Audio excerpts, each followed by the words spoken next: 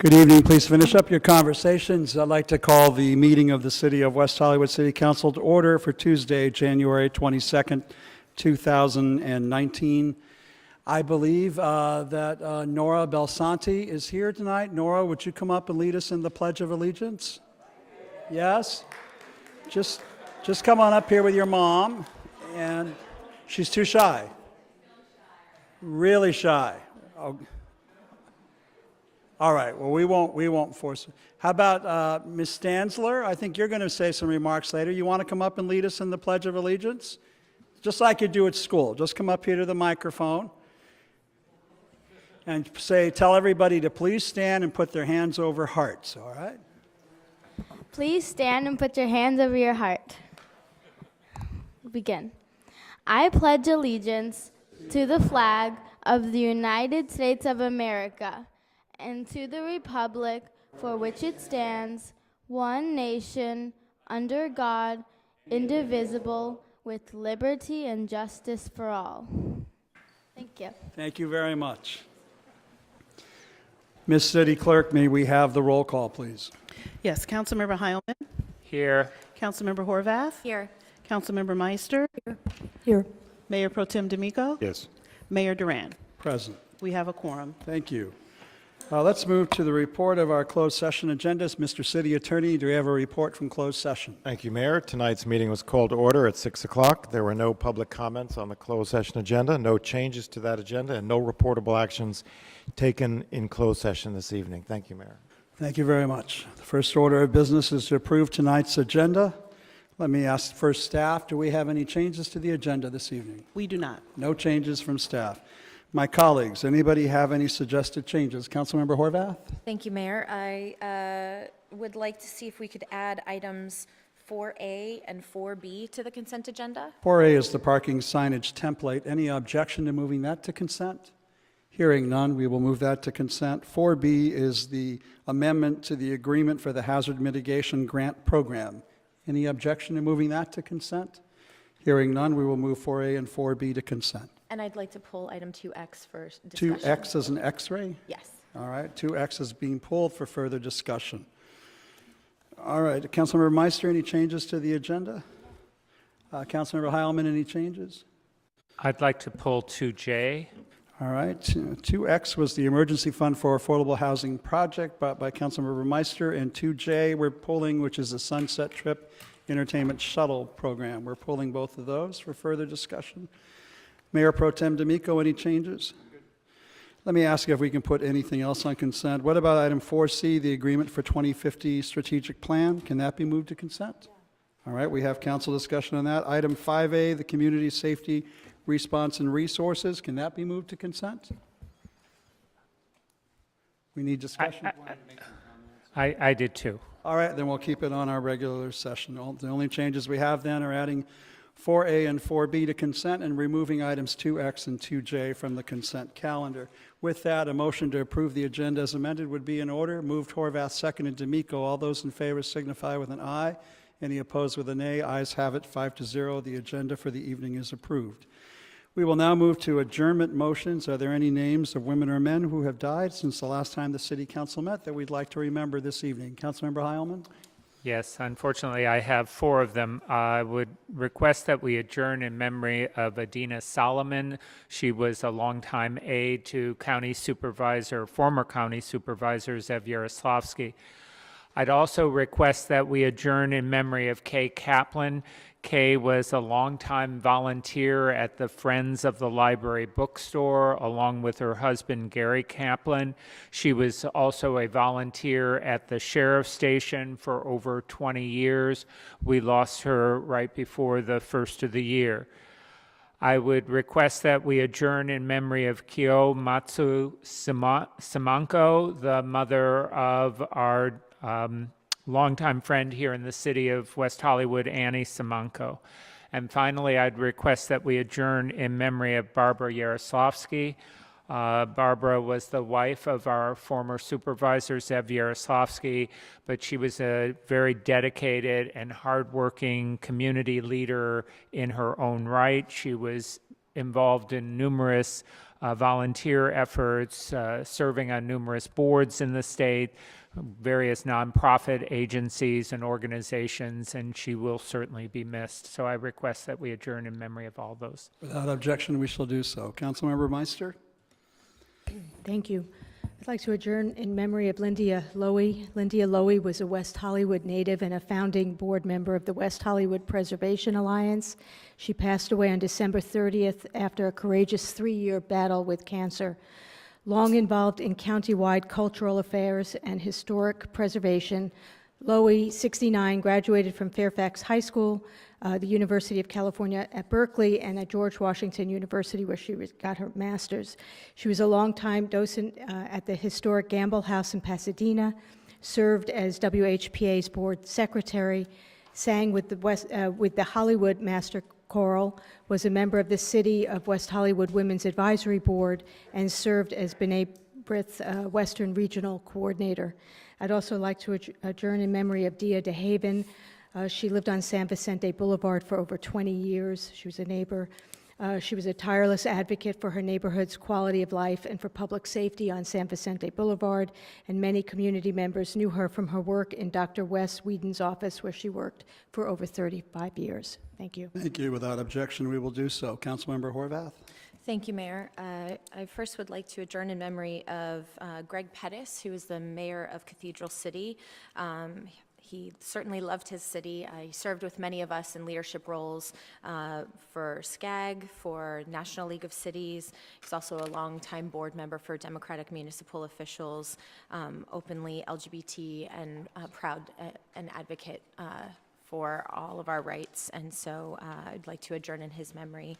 Also like to adjourn in memory of Lynn Shaw, who is a stalwart advocate for women's issues, organized labor, and the Democratic Party. Many of you may know her from local Democratic Party activism.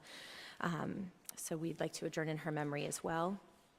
I'd like to adjourn in memory of Phyllis Deuster, the grandmother to Tina Moore, local West Hollywood resident, Women's Advisory Board member, and Women's March organizer, as well as Johnny Williamson, the father of Todd Williamson, our Arts and Cultural Affairs Commissioner in the city. We extend our condolences to our commissioners.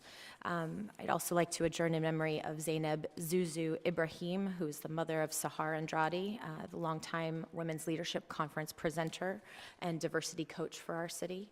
I'd like to adjourn in memory of Diane Olson, who is an activist and known to so many of us as part of one of the first same-sex couples to marry in Los Angeles area. Her wife, Robin Tyler, is also known to our community. They were the first plaintiffs in a lawsuit that resulted in a marriage equality ruling from California Supreme Court in 2008. And she wants to be remembered for her role in the marriage equality movement and for her years of sobriety after overcoming addiction. I'd like to adjourn in memory of Timothy Dean, who's a fashion consultant who had long worked in retail for stores like Bloomingdale's and Saks Fifth Avenue, was a member of the National Gay Basketball Association and competed in the Gay Games. A local resident, he recently received his associate's degree and was a baptized member of the One LA Church. And finally, as is our tradition in the city of West Hollywood, to adjourn our meetings in honor of those who are killed in their military service to our country. Scott A. Wirtz, U.S. Department of Defense civilian. Chief Cryptologic Technician Shannon M. Kent, age 35. Chief Warrant Officer Jonathan R. Farmer, age 37. And Sergeant Cameron A. Meddock, age 26. Thank you, Mayor. Thank you. Without objection, we will do so. Mayor Pro Tem? The only final name I'd like to add to the list, joining all the other names my colleagues have added, is Matt Masterman, longtime resident member of the West Hollywood recovery community, survived by his husband Wade, now a resident of Florida, but well remembered throughout the community. All right, that concludes our adjournment motions for the evening. We have one presentation tonight. It is the 46th anniversary of the Roe versus Wade decision. Roe versus Wade being a seminal case not only on a woman's right to choose, but also the right to privacy. It's the linchpin for much of the litigation that the LGBT community has relied upon in terms of substantive due process, equal protection, and the right to privacy. Roe versus Wade is a decision that's important, I think, to all the members of the West Hollywood community. It's currently under threat, of course, by some of the federal judges who are being appointed by the current administration, but the proclamation tonight is a reminder to all of us why we need to protect Roe versus Wade in its 46th anniversary. So I'd like to call up members of the Women's Advisory Board and the National Council of Jewish Women, Los Angeles, to come up and ask my colleagues if they'd like to join for a photograph and presentation.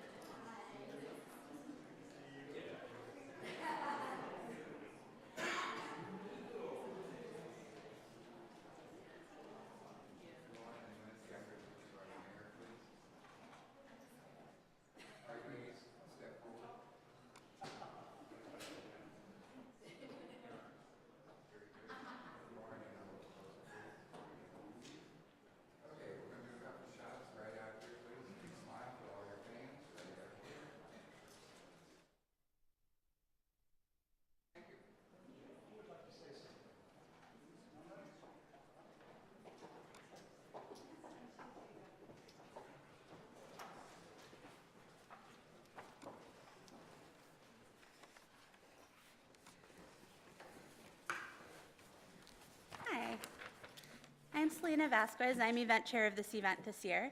And on behalf of NCJW and all of the amazing co-sponsoring organizations, including your Women's Advisory Board, I'd just like to thank you so much for not just this proclamation, but everything the city of West Hollywood does to support reproductive justice and access to care to everyone. It's such an important issue, and as you mentioned, people across the country are already facing challenges. I love being in a city where we are actively working against those limiting access and trying to protect it for all. So thank you so much. Thank you. And you have an event coming up, and when is it, and what time, and where? Tomorrow night. All right. It will be at NCJW on Fairfax and Clinton, and it's going to be a combination of storytelling, updates from some of our powerhouse reproductive justice organizations, and some interactive activities that kind of let everyone build community together. All right, celebrating Roe versus Wade tomorrow night at NCJW. Yes. All right, thank you very much. Thank you. Thank you.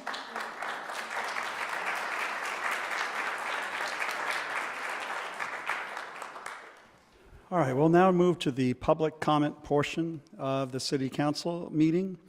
Each person, when you approach the microphone, please state your name and your city of residence. You'll be allotted up to 2 minutes to speak. Please be aware that we are not allowed to comment on matters that are not agendized properly before us. We can listen, but we may not be able to comment about whatever it is that you're offering up to us this evening. We're going to start with Luann Stanzler, who led us in the Pledge of Allegiance earlier from West Hollywood Elementary School, and she'll be followed by Daryl Cummings. Luann? Hi, my name is Luann Stanzler, and I am in 5th grade at West Hollywood Elementary School. I will try to make a brief speech because luckily there's a good chance I'll be going back to school tomorrow. This past week, my classmates and I have stood in front of our school picketing with our teachers in support. But what I want to say is we should not just stand with our teachers just for the strike. We should always stand with our teachers every day. My teachers teach me to be a smarter person. They teach me to be a more driven person. They also teach me to be a more open person. And best of all, they teach me to be a better person. And that's a good thing because kids like me and all the other LAUSD will be our future, and we better not forget it. I want to say thank you. I want to say thank you to Lindsay Horvath for letting me speak. I hope you all have a great rest of your council meeting. Thank you and good night. Thank you, Luann.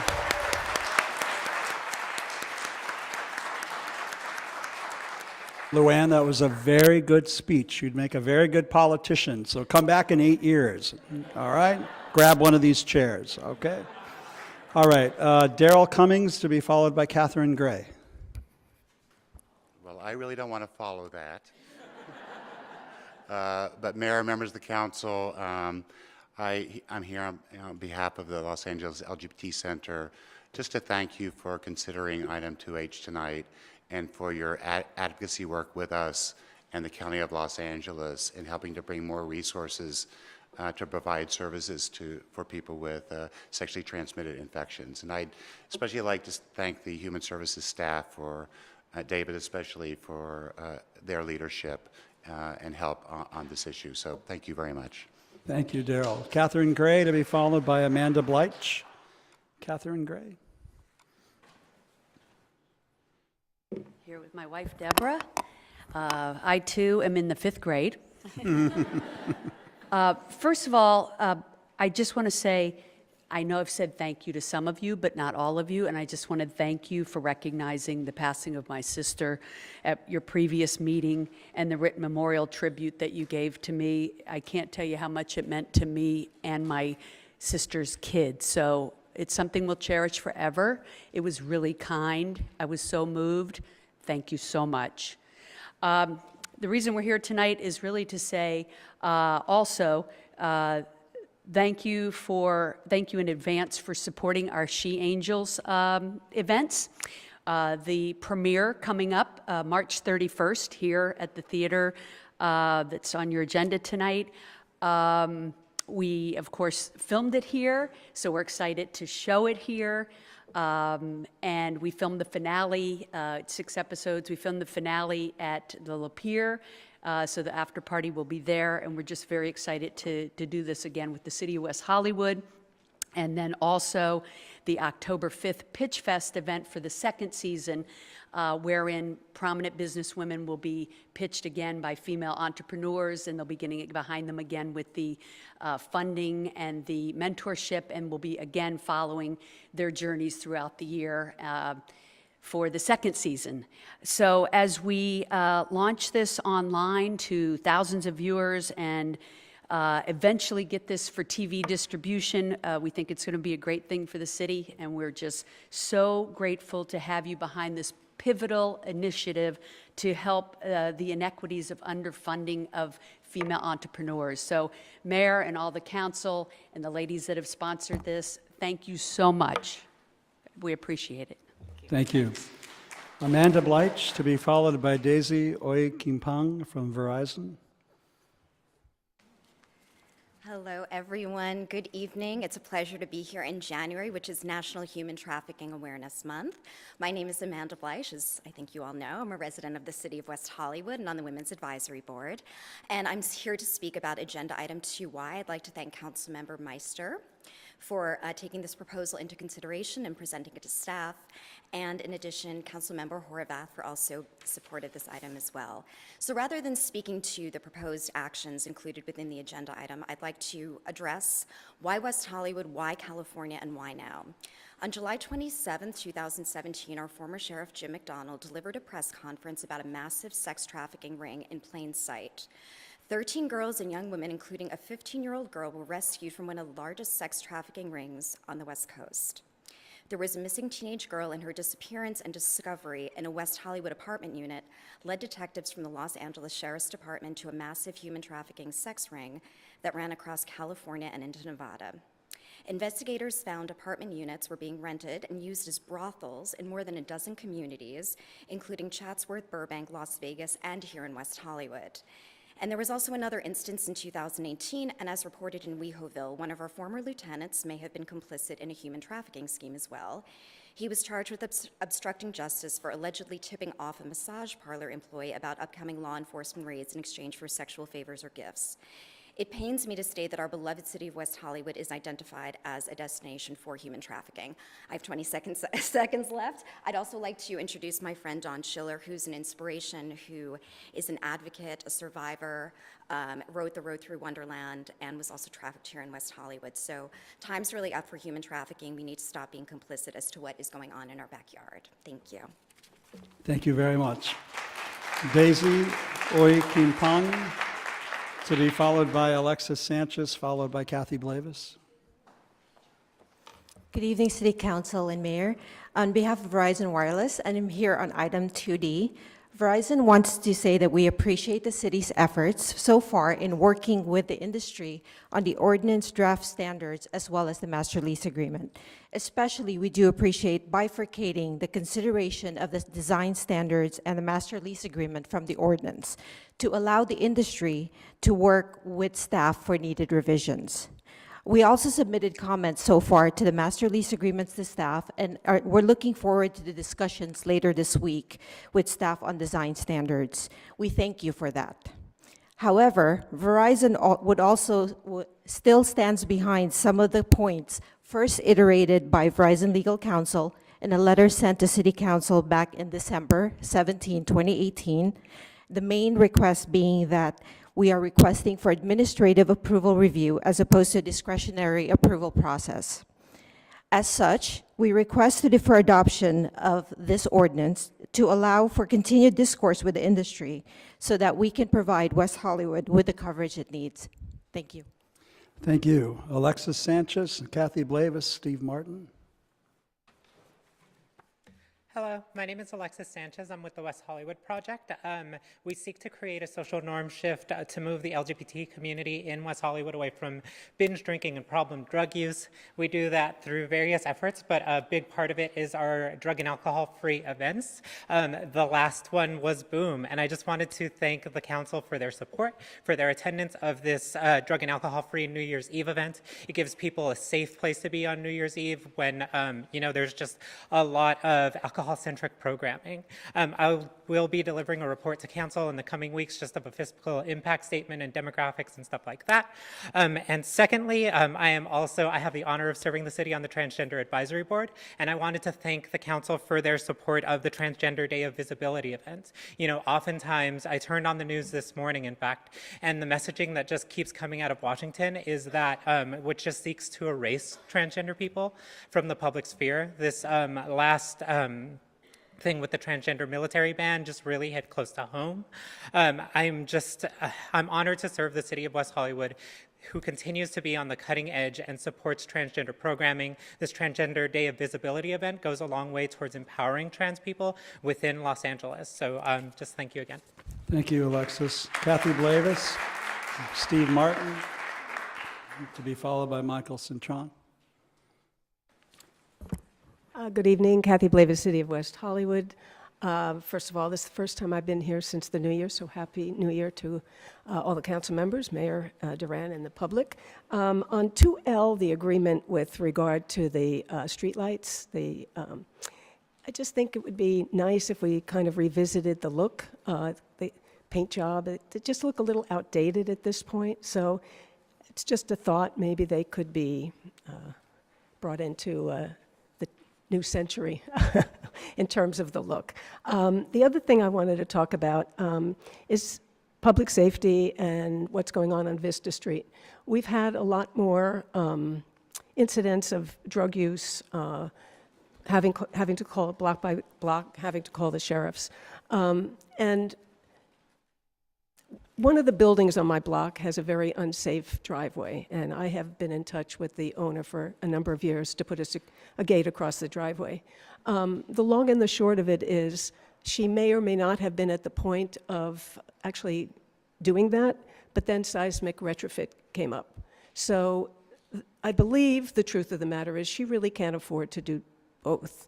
There have been a number of times before at council, I've asked if maybe there's a way to discuss and agendize a possibility of some sort of incentive from the city for people who really can't afford to put the money into safety, because the issue with her building is not just about her tenants. It really affects the whole block. Transients go down her driveway, they break into cars, they sleep in the cars, they break into the storage bins. So that's something I'm hoping maybe council can consider at some point, some sort of incentive. The other thing is we'd love to see if there's a possibility of getting an undercover sheriff, undercover cop at Plummer Park. We've discussed it before, but it's never really been brought to fruition. Thank you very much. Thank you. Steve Martin, Michael Cintron, James Nguyen. Stephen Martin, West Hollywood. I would also ask that you adjourn tonight in regard to, in memory of Rudy Frederick, who was a 16-year feline resident of the Long Prairie, who's survived by his daddy, Ron Frederick, who many of you know, who operated California Tan on Santa Monica Boulevard for many, many years. And Ron's a good friend and member of our community. I want to thank John Heilman for adjourning in memory of Barbara Yaroslavsky. Back in 1992, I was president of Stonewall Democratic Club, and I got to work with the Clinton campaign to open up West Hollywood's first Democratic campaign headquarters here, and Barbara materialized. And you know, at the time, she just brought this incredible amount of love to this organization. There were a lot of people there who'd never been involved in a campaign. There were a lot of people who were traumatized by the AIDS epidemic back in 1992. We had volunteers who were young gays and lesbian people whose parents weren't talking to them. And Barbara was just ladling out love like chicken soup. And she was able to help us create the largest volunteer base of any Democratic headquarters in the state of California in 1992. And frankly, I'd love to take credit for it, but it was really Barbara's her quiet charisma was really, really wonderful, and she really loved West Hollywood. I also want to thank Lindsay Horvath for adjourning tonight's meeting in regard to Timothy Dean. Timothy died under the glare of a lot of publicity up on Laurel, but you know, we don't want to forget that he was a really wonderful human being who was a part of the fabric of this community, and we don't want to trivialize his loss, and I hope that we can figure out a way to perpetuate his memory in a positive way. Thank you very much. Thank you. Michael Cintron, to be followed by James Nguyen, followed by Larry Block. Hello, Mayor and City Council members. My name is Michael Cintron, and I'm here tonight on behalf of Crown Castle. Thank you for the opportunity to speak tonight and provide comments on item 2D, the city's proposed code to regulate small wireless facilities in the right-of-way. Crown Castle is one of the largest telecommunications infrastructure providers in the country, with over 60,000 miles of fiber optic cable, 50,000 small cells built or under contract across the country. We are a utility company here in the state of California. I applaud the city in its efforts to properly regulate these facilities in the row. On the whole, we agree with the city's decisions to allow the Public Works Department to regulate small cells and applaud the city's decisions to move forward towards providing design guidelines for these facilities. Despite this, a few sections of the code that remain that we believe deserve further consideration before adoption. Section 11.40.260 requires noticing that is not required of other utility companies. Section 11.40.320 imposes a permit duration that is not imposed upon other utility companies. This is a direct violation of California Public Utilities Code Section 7901.1b that requires all utility companies are regulated in a non-discriminatory manner. Simply put, Crown Castle needs to be treated in the same way that every other utility company is treated in the city of West Hollywood. Additionally, Section 11.40.270 provides a 2-day appeal process. This is a logistical problem rather than a legal one. 2 days is not enough time to review, receive, analyze, and respond to a denial. We suggest a 10-day period instead. Lastly, 11.40.320 requires post-installation RF testing. We propose that instead, written evidence from an engineer should be enough to provide compliance with federal rules per FCC 00408. These portions of the code create impediments to the deployment of these services within the city. We recommend the delay of this code to allow for these changes. Thank you for the opportunity to speak, and we look forward to bringing these next generation of services to the community. Thank you. James Nguyen, Larry Block, Dennis Gleason. Good evening, members of the council. My name is James Nguyen, and my pronouns are he, him, and his. I serve on the West Hollywood Transgender Advisory Board, and I would like to thank the City Council for considering item 2V, Transgender Day of Visibility. At no time does this recognition of this Transgender Day of Visibility seem more important than the culmination of anti-transgender visibility and livelihood created by this administration, and today by the U.S. Supreme Court's damaging decision on the military trans ban. I would like to thank, on behalf of myself, the City of West Hollywood for their statement today, decrying the U.S. Supreme Court's decision, and for putting in their statement resources for our trans military service personnel. Those resources include legal assistance, places to here in Los Angeles for employment services, and should they need also housing services. Although the mayor of Cathedral City, Greg Pettis, has passed away, let us not forget that Cathedral City is home to the first California LGBTQ Veterans Monument. Thank you. Thank you, James. Larry Block, Dennis Gleason, Jackie Subek, Wes Siegmiller, and we're done. Larry Block, West Hollywood. A few years ago, there was a Facebook post by a resident who her computer was going out and she didn't have funds for a new computer. And I read the post and thought I had a spare computer, and when that didn't work out, gathered a few donations from many of you in this room and went to Best Buy and bought her a new computer, and 3 years right before Christmas. This past week, I had my 60th birthday. My sister wrote this most beautiful letter to the city, if you happen to read it, and this woman commented how grateful she was. And it touched me, and then it hit me what I really want to do with the rest of my life. And so I got up and I called my accountant, and we formed a new nonprofit in the city of West Hollywood, the WeHo Wishes Foundation. And the aim of the WeHo Wishes Foundation is to bypass things that local social service organizations or regional social service organizations do not be able to cover, and grant wishes to West Hollywood residents and lift this community from the bottom up.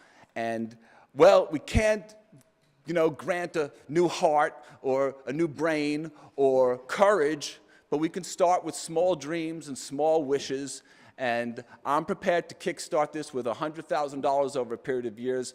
So as we move forward, long may the WeHo Wishes Foundation live, and hope we get a lot of community support going forward. Thank you. Thank you, Larry. Dennis Gleason, Jackie Subek, Wes Siegmiller.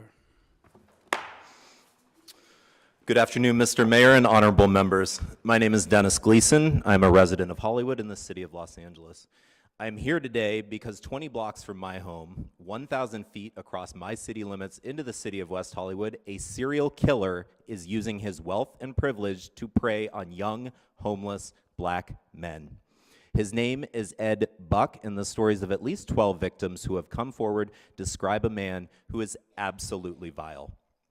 However, what is even more disgusting to me than Buck's actions and his continued freedom is the deafening silence and complete and utter lack of leadership from our elected officials, especially white, gay, male elected officials. Mayor Duran, Mayor Pro Tem D'Amico, and Councilman Heilman, you bear a special and unique responsibility to lead and call out vile, racist, predatory behavior from one of our own, a gay white man, and announce loud and clear that creeps like Ed Buck are not welcome in West Hollywood. You could have used your position, power, and privilege to hold a press conference and urge victims to come forward, and to spread the word that the district attorney is providing immunity from any drug or prostitution charges. You could have publicly called on Sheriff Villanueva to put more department resources into the investigation, or publicly called upon District Attorney Jackie Lacey to prosecute Buck. If Dr. Conrad Murray can be successfully tried and convicted for the involuntary manslaughter of Michael Jackson, surely Ed Buck can be brought to justice as well. Yet you remain silent, and that silence sends a quiet, hurtful, subtle message to every person of color that you don't matter. As a white gay man, I am embarrassed. I am embarrassed by Ed Buck, and I hate to say it because I like you guys. I am embarrassed by the three of you. I mean, Mayor Duran, unfriend him on Facebook already. How much will it take before you take that simple action? Thank you all, and I'd just like to give my heartfelt thank you to the one council member who has stood up for those that cannot speak, Councilmember Lindsay Horvath. You are a profile in courage and a true leader. Thank you. Thank you. Jackie Subeck, to be followed by Wes Sigmiller.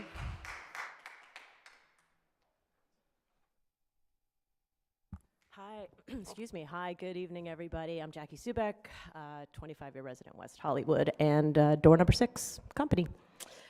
So although cannabis is not on the agenda tonight, I wasn't able to be at the last meeting, and I just wanted to talk a little bit about, as some of you know, cannabis taxes. Although this situation cannot be changed right now, it looks like we're gonna have a ballot measure in March that has a 7.5% proposed tax for cannabis, the new 36 licensed cannabis businesses that will be in the city. I wish that you guys would have had we would have had the opportunity to consult on that, we being the cannabis industry, because I absolutely am totally in favor of paying taxes, but that number is too high. It's gonna hurt the businesses who are already having to do a markup based on West Hollywood, and it's gonna further hurt the consumers who are gonna have to pay a lot more money. That's that when you add the 7.5% tax, it ends up to be 32.5%.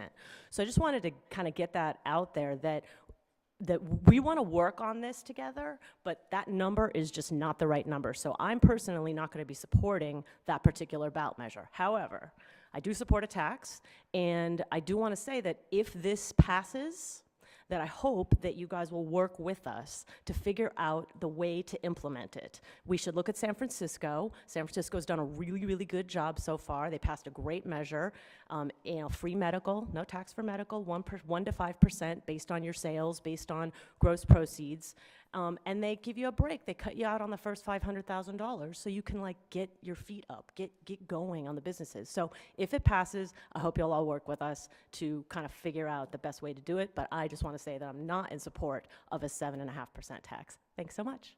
All right, thank you. Wes Sigmiller.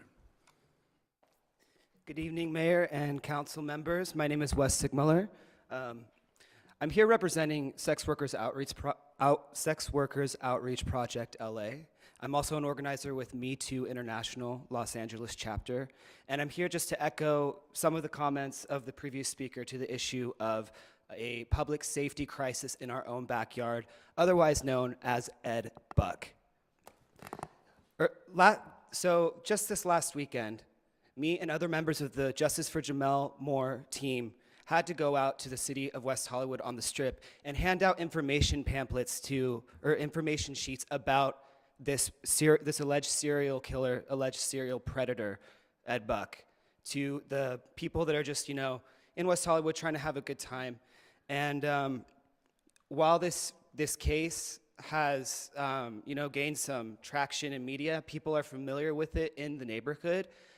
What struck me is that when we spoke to the point that Ed Buck still has not been arrested, still has not been charged with homicide, people, even that were familiar with the case, were utterly shocked and totally dismayed.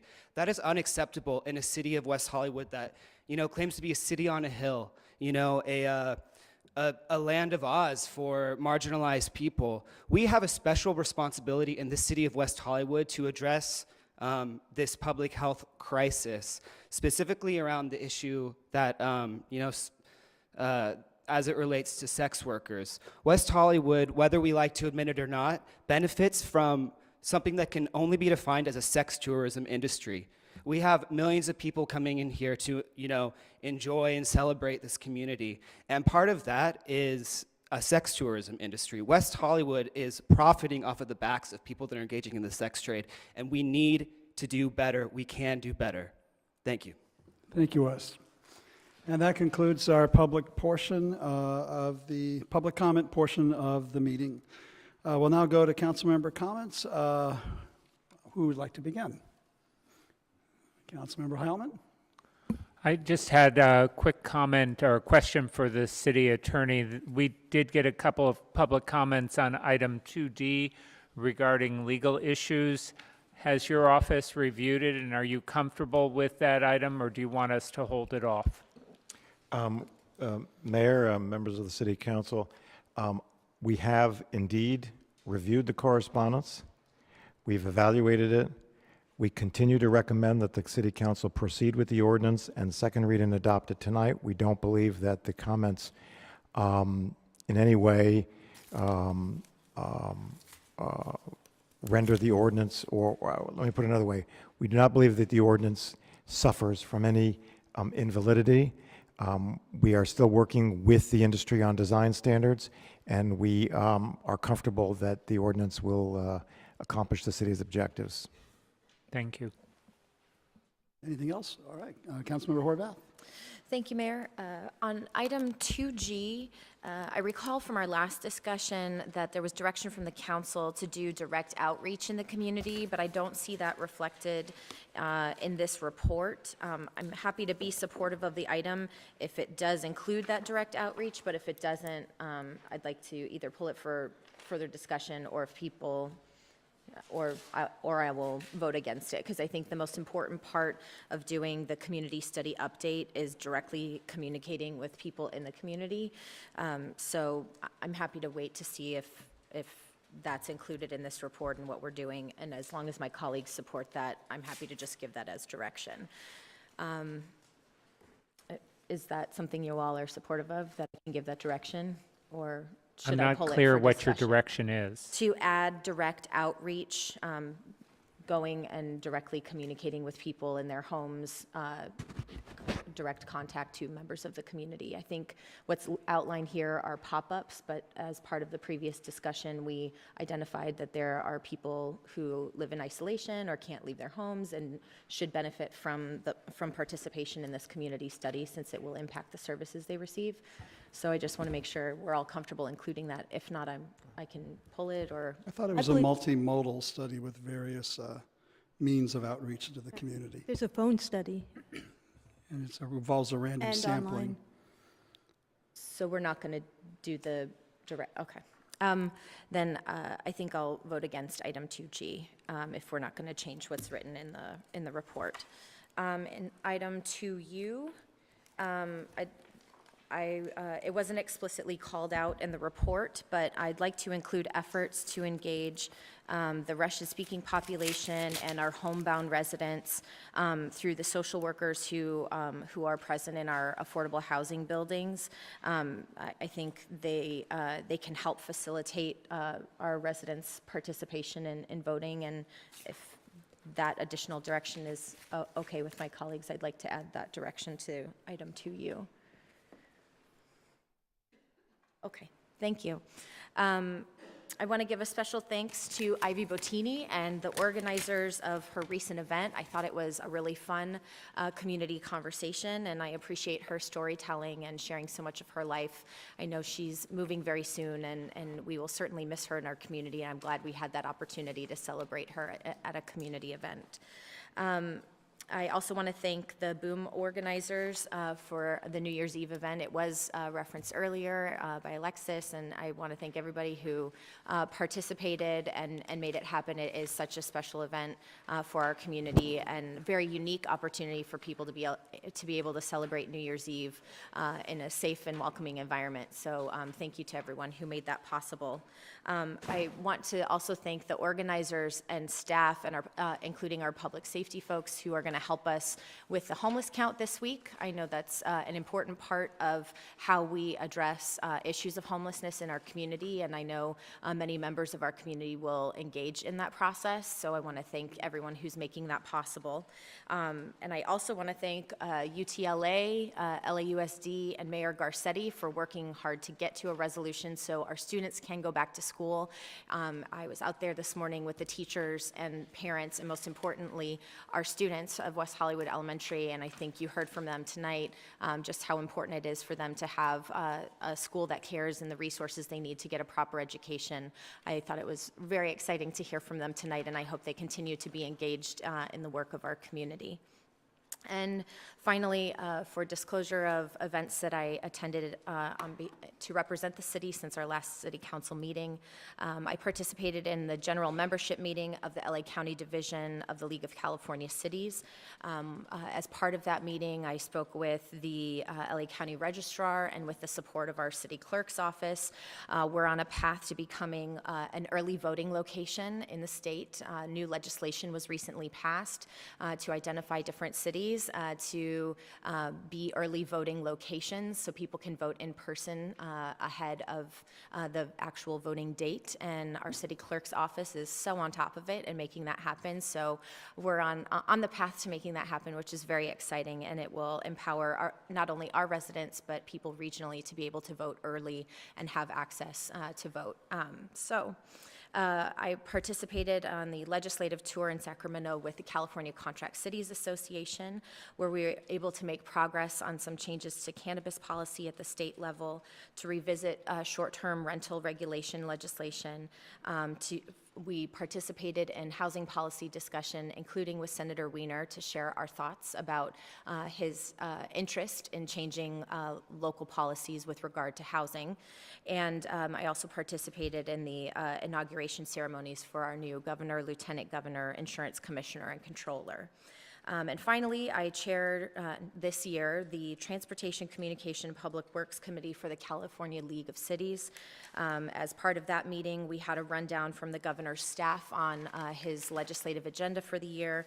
We also heard from the Secretary of Transportation on the plans for the Department of Transportation in California, including transportation dollars, which would benefit many services in our community, including the Crenshaw Northern Extension of Metro into West Hollywood. We also discussed policy guidelines, our agenda for the year, which included electrical vehicle charging stations, which I know our staff has gotten direction on from us before, and you're working on those issues. So identifying resources to make that happen for the residents, that was part of our discussion as well. Thank you very much. Thank you. Councilmember Meister. Thank you.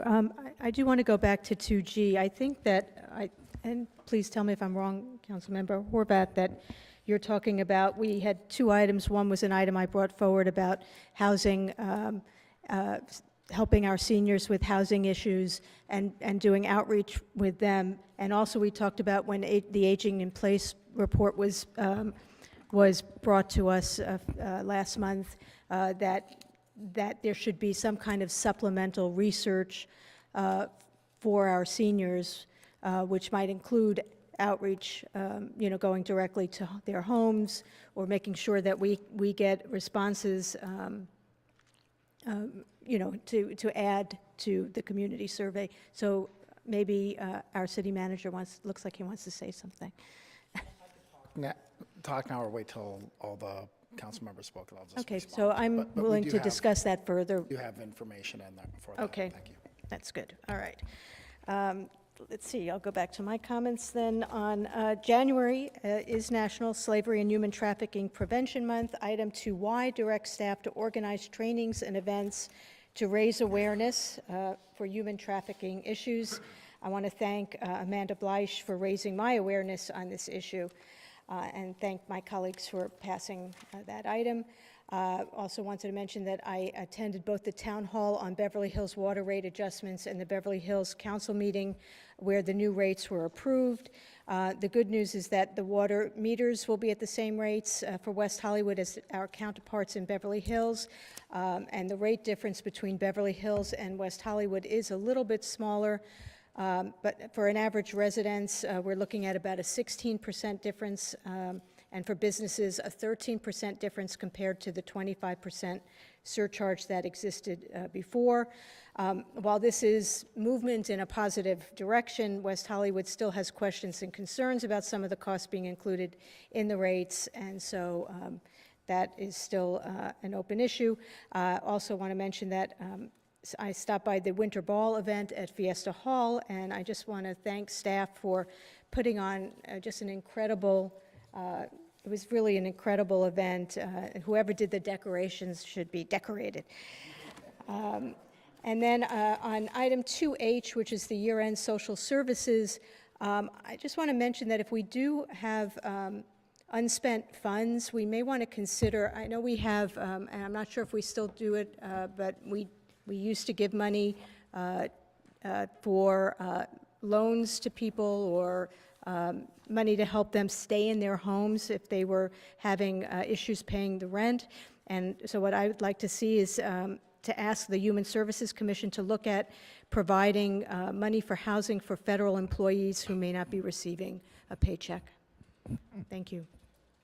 Thank you. Mayor Pro Tem. Thank you, Mayor. I just want to talk about two quick items. The first is item 2I, which is the HIV Zero Initiative Year 2 Evaluation Report. And I won't bury the lead. The number of people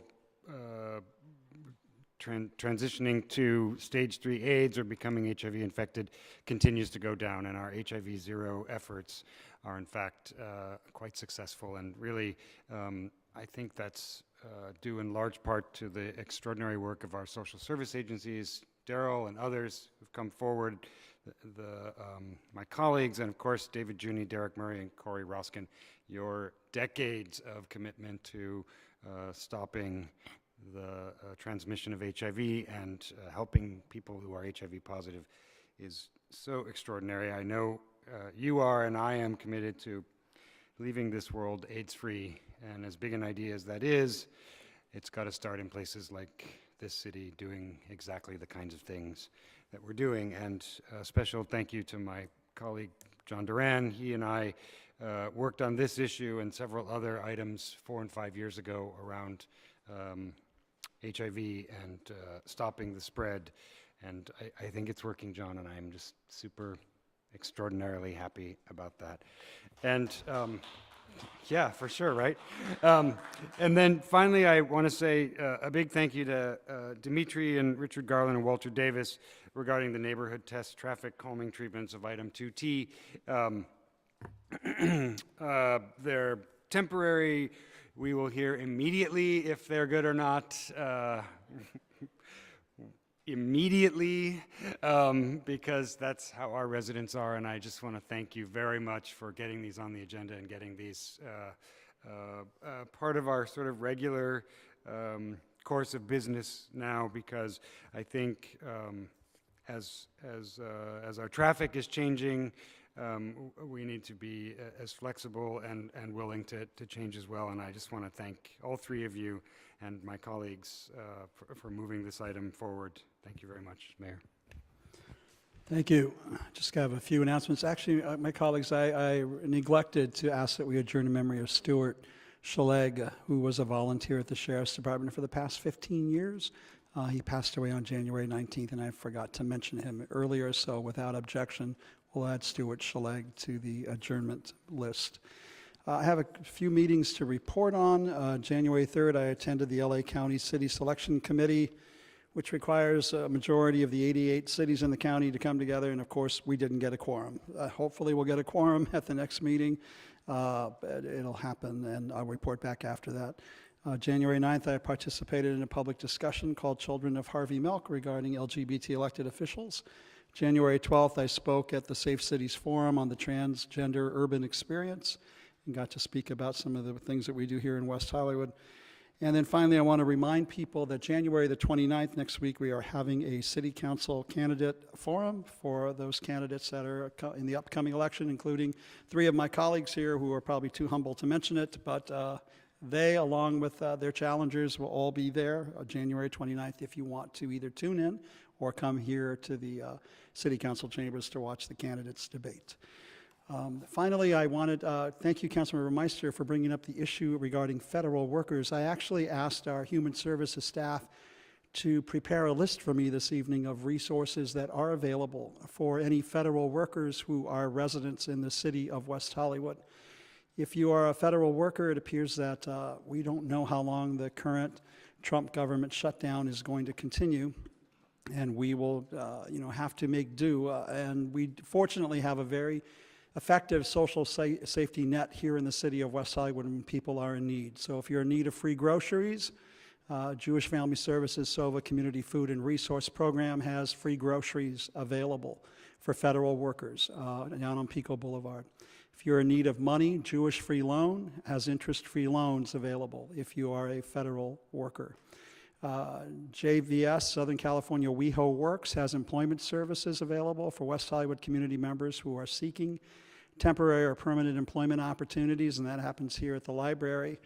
You can get information on the city's website about that. Councilmember Meister mentioned it, but there is rental assistance available for community members at risk of losing their apartments during this shutdown. You should contact the National Council of Jewish Women. If you are a federal worker and not getting a check, do not lose your apartment and become homeless. Reach out to NCJW to get your rent paid and keep your apartment in place until the shutdown is over, and then you can repay that loan to the National Council of Jewish Women. The Saban Community Clinic has general health and medical services available for persons without any money. So if you're a federal worker in need of that, please visit the Saban Community Clinic. And of course, if you have any questions about any of this, you can check out the city's website and our City of West Hollywood Social Services Guide. And thank you to all of our Human Services Department for all the work you do and for putting this list together for any federal workers who've been impacted. Okay, that concludes my comments. We now go to the city manager's report. Paul? Great. Thank you, Mayor, members of the City Council. It's our first meeting this year, so Happy New Year.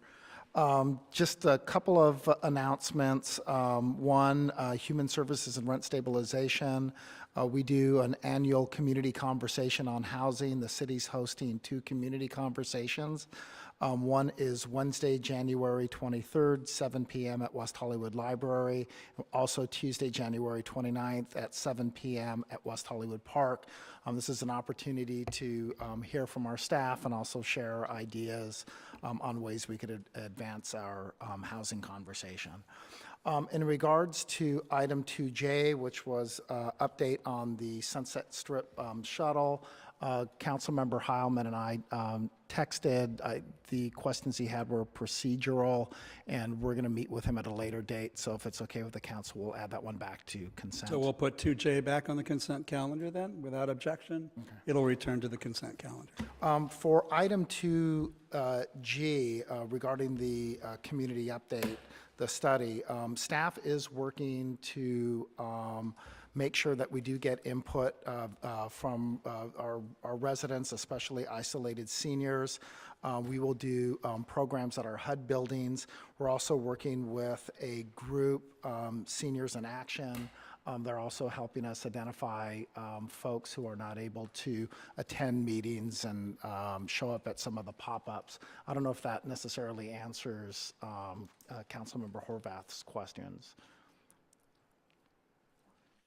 What I'm looking for is direct outreach to members of the community, so it wasn't explicitly called out in the report, so if that's happening, that's what I'm looking for, but it's not outlined here. Yeah, there's both general and specific outreach to specific members and also the community at large. So, yes. And that concludes my report. Thank you. All right, thank you, City Manager. All right, we'll now move to the approval of the consent calendar. The consent calendar is a large general motion that carries various routine matters that can be acted under one motion. Before we do that, we need to have a report from the city clerk on the fiscal impact on tonight's consent calendar. Yes, Mayor, tonight's fiscal impact with the addition of items 4A and 4B and the removal of item 2X is $3,707,095 in expenditures, $83,454 in potential revenue, and $10,594 in waived fees. Thank you. It's been moved by Mayor Pro Tem D'Amico, seconded by Councilmember Heilman to approve the consent calendar, noting Councilmember Horvath's no vote on item 2G. All those in favor indicate with an aye. Motion passes unanimously. The consent calendar passes. All right, thank you. That moves us to our first public hearing of the evening, item 3A, which is a public hearing to solicit comments on the issuance of tax-exempt bonds by the California Statewide Communities Development Authority to be repaid by Palmview Limited Partnership at 980 North Palm. Before we commence the public hearing, let me ask the city clerk how this matter was noticed. As required by law. Thank you very much. It looks like we have no speakers. And so if we can have just an abbreviated report, Mr. Noonan? You bet. I will do my best to be brief. For the audience, my name is Pete Noonan. I'm the city's rent stabilization and housing manager. The item before the council is a request to approve a resolution authorizing the Housing Authority of the County of Los Angeles to issue tax-exempt bonds on behalf of the Actors Fund and 980 North Palm Limited Partnership for rehabilitation and capital improvements at 980 North Palm Avenue. Adopting the resolution does not create a financial obligation for the city. Section 147F of the Internal Revenue Code and the Federal Tax Equity and Fiscal Responsibility Act require the city approve the bond issuance because the property is located within the city of West Hollywood. In conclusion, the recommendation is to conduct the public hearing, adopt the resolution authorizing the Housing Authority to issue up to $10 million in tax-exempt bonds for rehabilitation and tax improvements at 980 North Palm. This concludes my report. Joining me this evening is Allison Bartle, the city's Housing Project Development Administrator.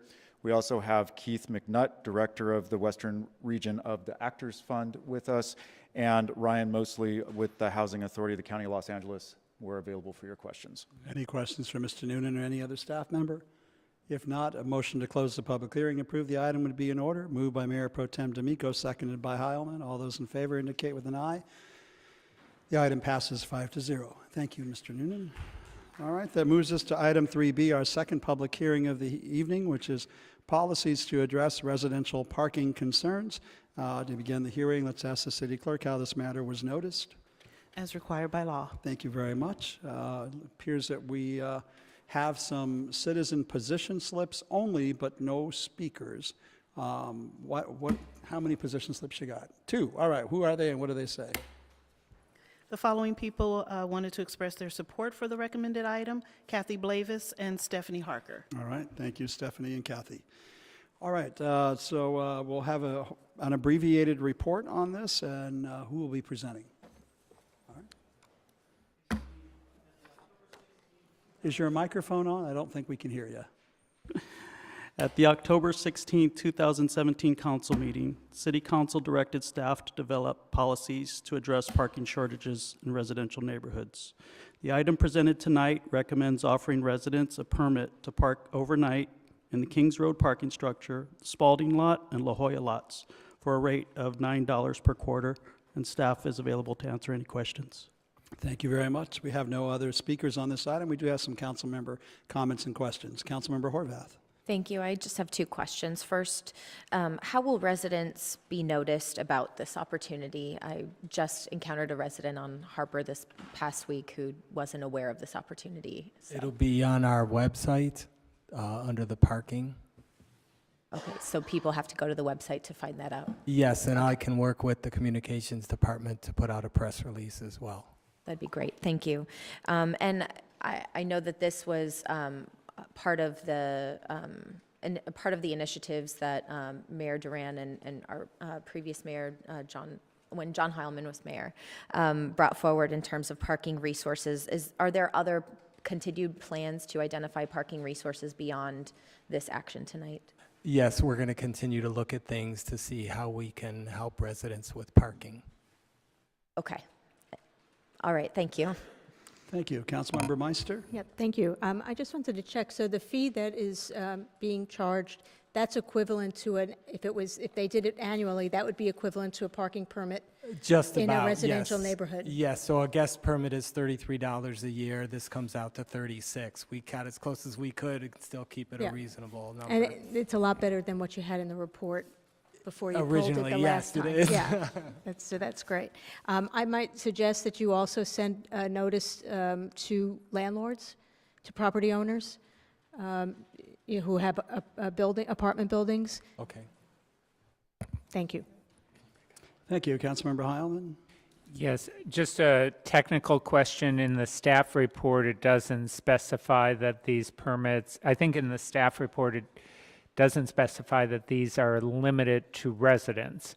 And I just wanted to clarify that these permits are only available to people who reside in the city. Yes, they are. Okay, and that's clear in all of the resolutions as well, or wherever it needs to be clear? Okay, yes, Okay. I'll double check. I know it's in the attachment, but I wanted to make sure that that was clear. Thank you. A motion to close the public hearing and move the item would be in order. It's been moved by Mayor Pro Tem, seconded by Councilmember Horvath. All those in favor, please indicate with an aye. Any opposed with an A? Motion passes unanimously. Thank you very much. Now moves us to our third and final public hearing of the evening, item 3C, amendments to various portions of the municipal code, including regulations regarding water-efficient landscaping, bicycle parking and facilities, public noticing, clarification of affordable housing fees, and cleanup of department and director names in the city of West Hollywood. This appears to be an item that's doing cleanup in various government regulations. It looks like we have one speaker, so why don't we get an abbreviated report and then we'll go to the public. Oh, City Clerk, how was this matter noticed? As required by law. All right, thank you. Who's presenting this evening? I am. Thank right. you. Mayor, council members, my name is Rachel Diamond. I'm a senior planner in the Long Range Planning Division. Thank you. This evening before you, we have a number of zone text amendments, including an amendment to the Municipal Water Efficiency Landscape Ordinance, an amendment to bicycle parking and facilities requirements, some changes to the noticing requirements, affordable housing fee clarification, and department and director names clarification. The first item is the Model Water Efficient Landscape Ordinance, and effectively the city is updating our regulations to match the state's model ordinance. It will improve water efficient landscaping requirements and again ensure that we're in compliance with state law. As with all of the other proposed zone text amendments, this item was recommended approval by the Planning Commission and is being recommended to the council as the Planning Commission recommended it. The second zone text amendment is an amendment to the bicycle parking requirements, which is recommended by the general plan and the ped and bike plan that the city has adopted. And the revisions effectively increase the amount of bicycle parking in facilities like showers that are required in projects, and it also changes some of the design standards for these requirements. Effectively, the existing regulations require bicycle parking for commercial uses and requires long-term storage in multifamily buildings, and that's it. The proposed regulations would require bicycle parking for all new buildings with 5 or more units or 5,000 square feet or more of commercial. It would expand any buildings that are expanding non-residential by more than 10,000 square feet, expansion of residential buildings by more than 4 units, and we would not be requiring any new facilities for commercial buildings with change of use. This shows the existing standards, and I'll keep it brief, so we'll go ahead and show you the proposed standards as well, which, like I said, covers a much larger range of types of projects. So both commercial and residential projects, as well as mixed-use projects, would be required some level of short-term and long-term bicycle facilities. Next item is public noticing change as requested by the City Council.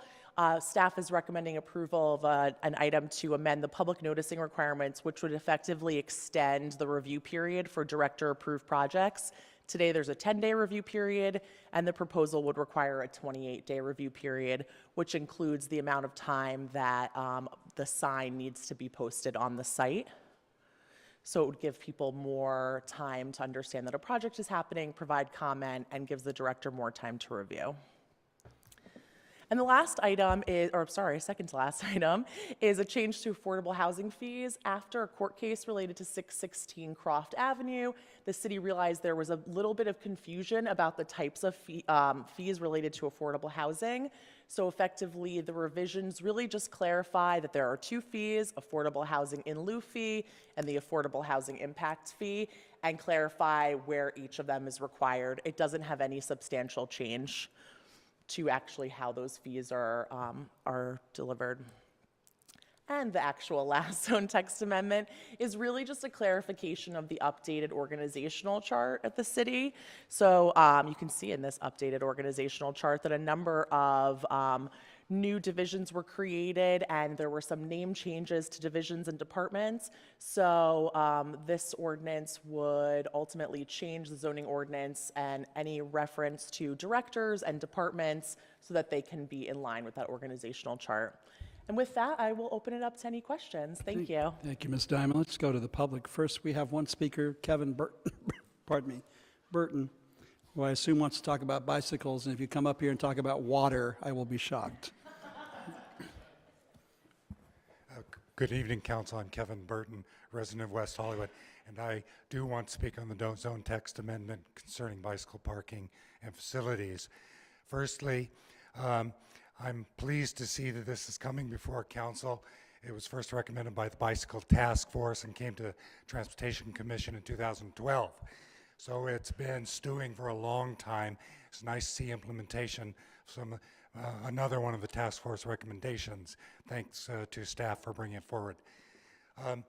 One of the major issues that I have with this is that I don't think it's said in the presentation, but the updated requirements will only apply to new developments, meaning it will have a very limited effect.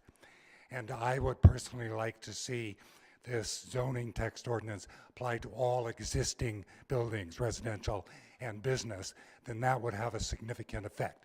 Otherwise, you won't see much happening at all for many years. And as examples of this,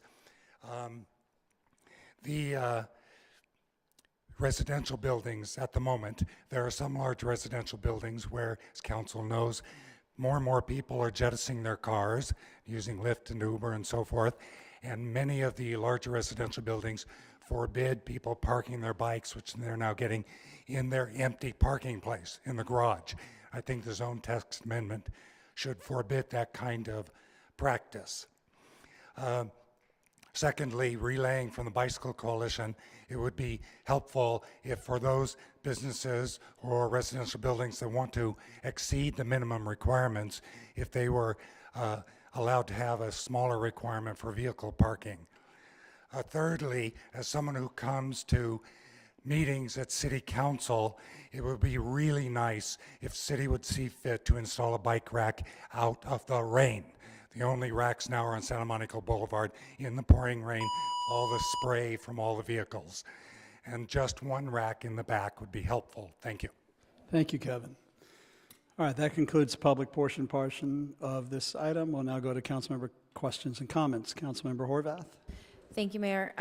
I'm supportive of recommendations 1, 2, and 3 as is. I just have questions about 4 and 5. On item 4, I know that we're talking about clarifying housing in lieu fees and affordable housing impact fees. Are based on how we're updating this language, is it known or are we clear that we're actually collecting all of the monies that as they will be defined in this updated language? Yes. In our approvals, we do put in conditions of approval in our permits, and we do collect the fees as required too. I understand it's going to be in the language, but are we actually doing that? Are we enforcing it? Okay. Yes, we are collecting. Okay.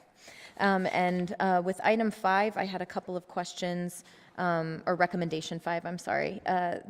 The language suggests in one of the departmental changes that 2 positions are being combined.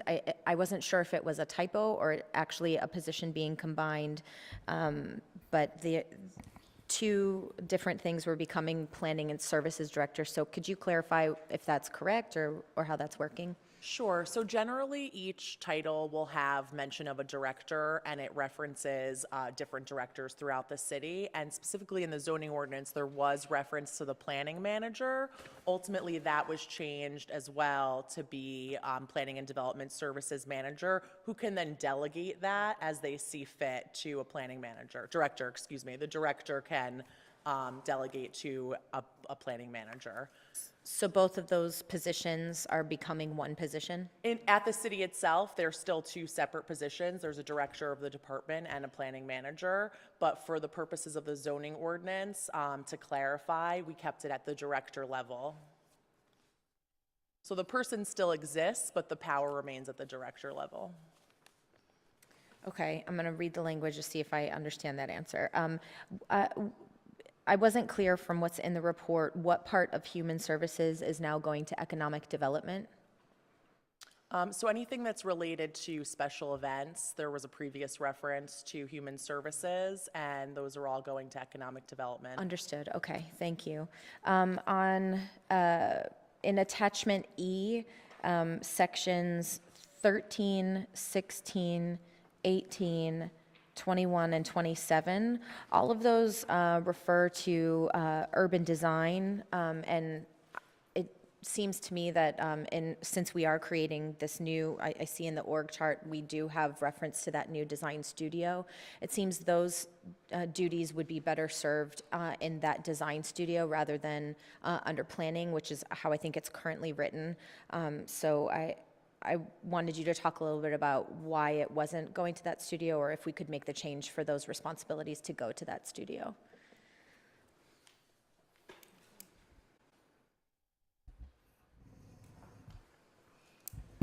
I think the reason why we are leaving it that way is that the urban design comments are all part of the current planning division's permit process, and the current planning permit process is under the Director of Planning and Development Services. And so the design guidelines that the urban designer has to use are in that provision. And so ultimately it'll be the Director of Planning and Development Services that would have the ability to interpret and apply the rules if the urban designer is questioned for whatever reason.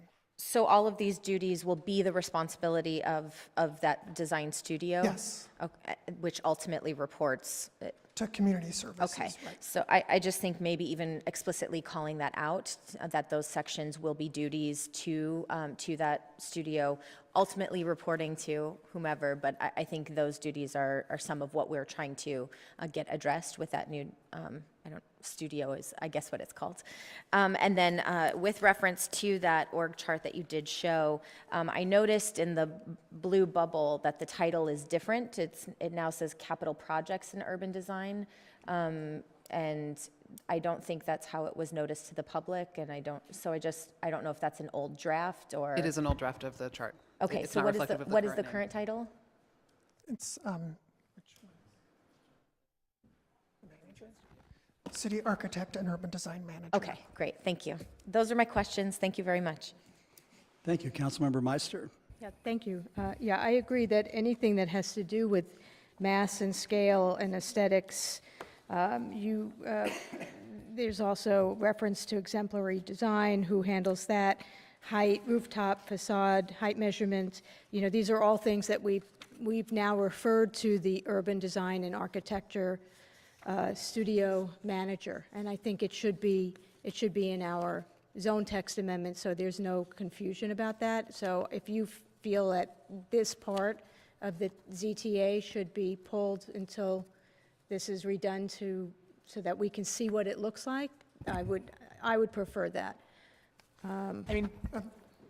So the way the ordinance is written, all the findings for a permit are in one section of the ordinance, and so even though the urban designer and the manager of that division will have purview in that, the findings that are written, that are in law, are in the section that the current planning division would be approving and writing. So the urban designer comments go into that finding and that resolution, but it's still the Director of Planning and Development Services that is the overall director for all the findings, because the findings for urban design are just one component of a project. They're not an independent section. So that's why it's under one director. Okay. And then I just also would like to suggest that on water, not that it's necessarily part of this zone text amendment, but as long as we're talking about water, that we need to check in with both DWP and also Beverly Hills Water to find out what they're doing to be able to provide non-potable water, for example, for construction mitigation, which we said that during a drought that anyone developing property would have to use non-potable water, so it'd be a good idea to keep on them to find out how they're doing on that. Thank you. Thank you, Mayor Pro Tem. Thank you very much. There is a bike rack right over there, and I was thinking, is there a bike rack in our parking garage? And I actually went outside and looked at it. Oh, at our city hall, yes. Well, that's more complicated for sure. I thought you meant here. I was like, I've been there. I've parked my bike there, haven't I? And then I had to go look. Okay. And I wanted to Rachel, ask you about the public noticing question. I actually don't support expanding that time. I think it takes too long already for businesses to get up and running. And is there I mean, of course, there's a compelling reason to involve the public, but is there a backlog of items? Is it driven by staff need, or is it I mean, it just seems like adding 18 days, which is really sort of 3 weeks, which is almost a whole another month of rent to do what I guess is supposed to be fairly benign decision-making by the director. I don't know. I mean, maybe I'm micromanaging the management of getting us through the process, but that's a common complaint that, you know, I was going to open my business in 3 months and it took us 9 months. And, you know, so I just wonder if you could talk just a little bit more about expanding that. Sure. So this came out of a broader noticing conversation that the council had. So there were a number of changes made to our actual notices that go out in the mail. We redesigned those, we changed the envelopes. And at that meeting, where we had final approval from the council requested that we come back with this specific change. So that's where it came from. And it adds 18 more days to the process. Okay. Also, I think it was also partially tied in. We also removed some projects from Planning Commission review, so we streamlined some projects. They don't have to go to Planning Commission, but they could now be approved at the staff level. So that saved several months there. You know, could be, 5 months, that type of thing. And the return was to allow some additional time for members of the public to realize a project is happening, come into City Hall, take a look at the plans, write their comments, and then give them back to us. It was kind of a... And is there any flexibility in that? Can it be 10 to 28 days based on the director's, discretion? Thank you. I mean, I don't know if that's how it's written. I mean, I know that's not how it's written. I don't know if that's how it can be written, or if that just creates more, another piece of fog in our It certainly could be, but we do need to be really cautious to make sure that we're following noticing requirements for treating everyone the everything same, to a T. So I'd hate to create any ambiguity there. Fair enough. Councilmember Heilman. Yeah, and just as I read this item, it seemed to say that the extended noticing period was only for those things that are now staff approved, as opposed to Planning Commission approval. That's correct. This is just for director-approved development permits. So the ones that previously might have had to have gone to Planning Commission, we said some of those don't need to go to Planning Commission anymore. They can be approved effectively by the director. But sort of the compromise is to give those a little bit longer period of noticing. Correct. But this would apply to any director-approved development permit. Correct. Okay. So I think that's a fair compromise. And I think the longer noticing period seems to be a fair compromise, given the fact that these won't typically have a Planning Commission approval. They won't have a public hearing except before the director. I had a slightly different question about the noticing, and that is the notices that are posted on the property. I don't know if we're doing this now. I think getting the visual in the mail notice is really helpful. People then have a sense of what it is that's being proposed, and they can either love it or hate it. Are we doing that on the on-site noticing as well?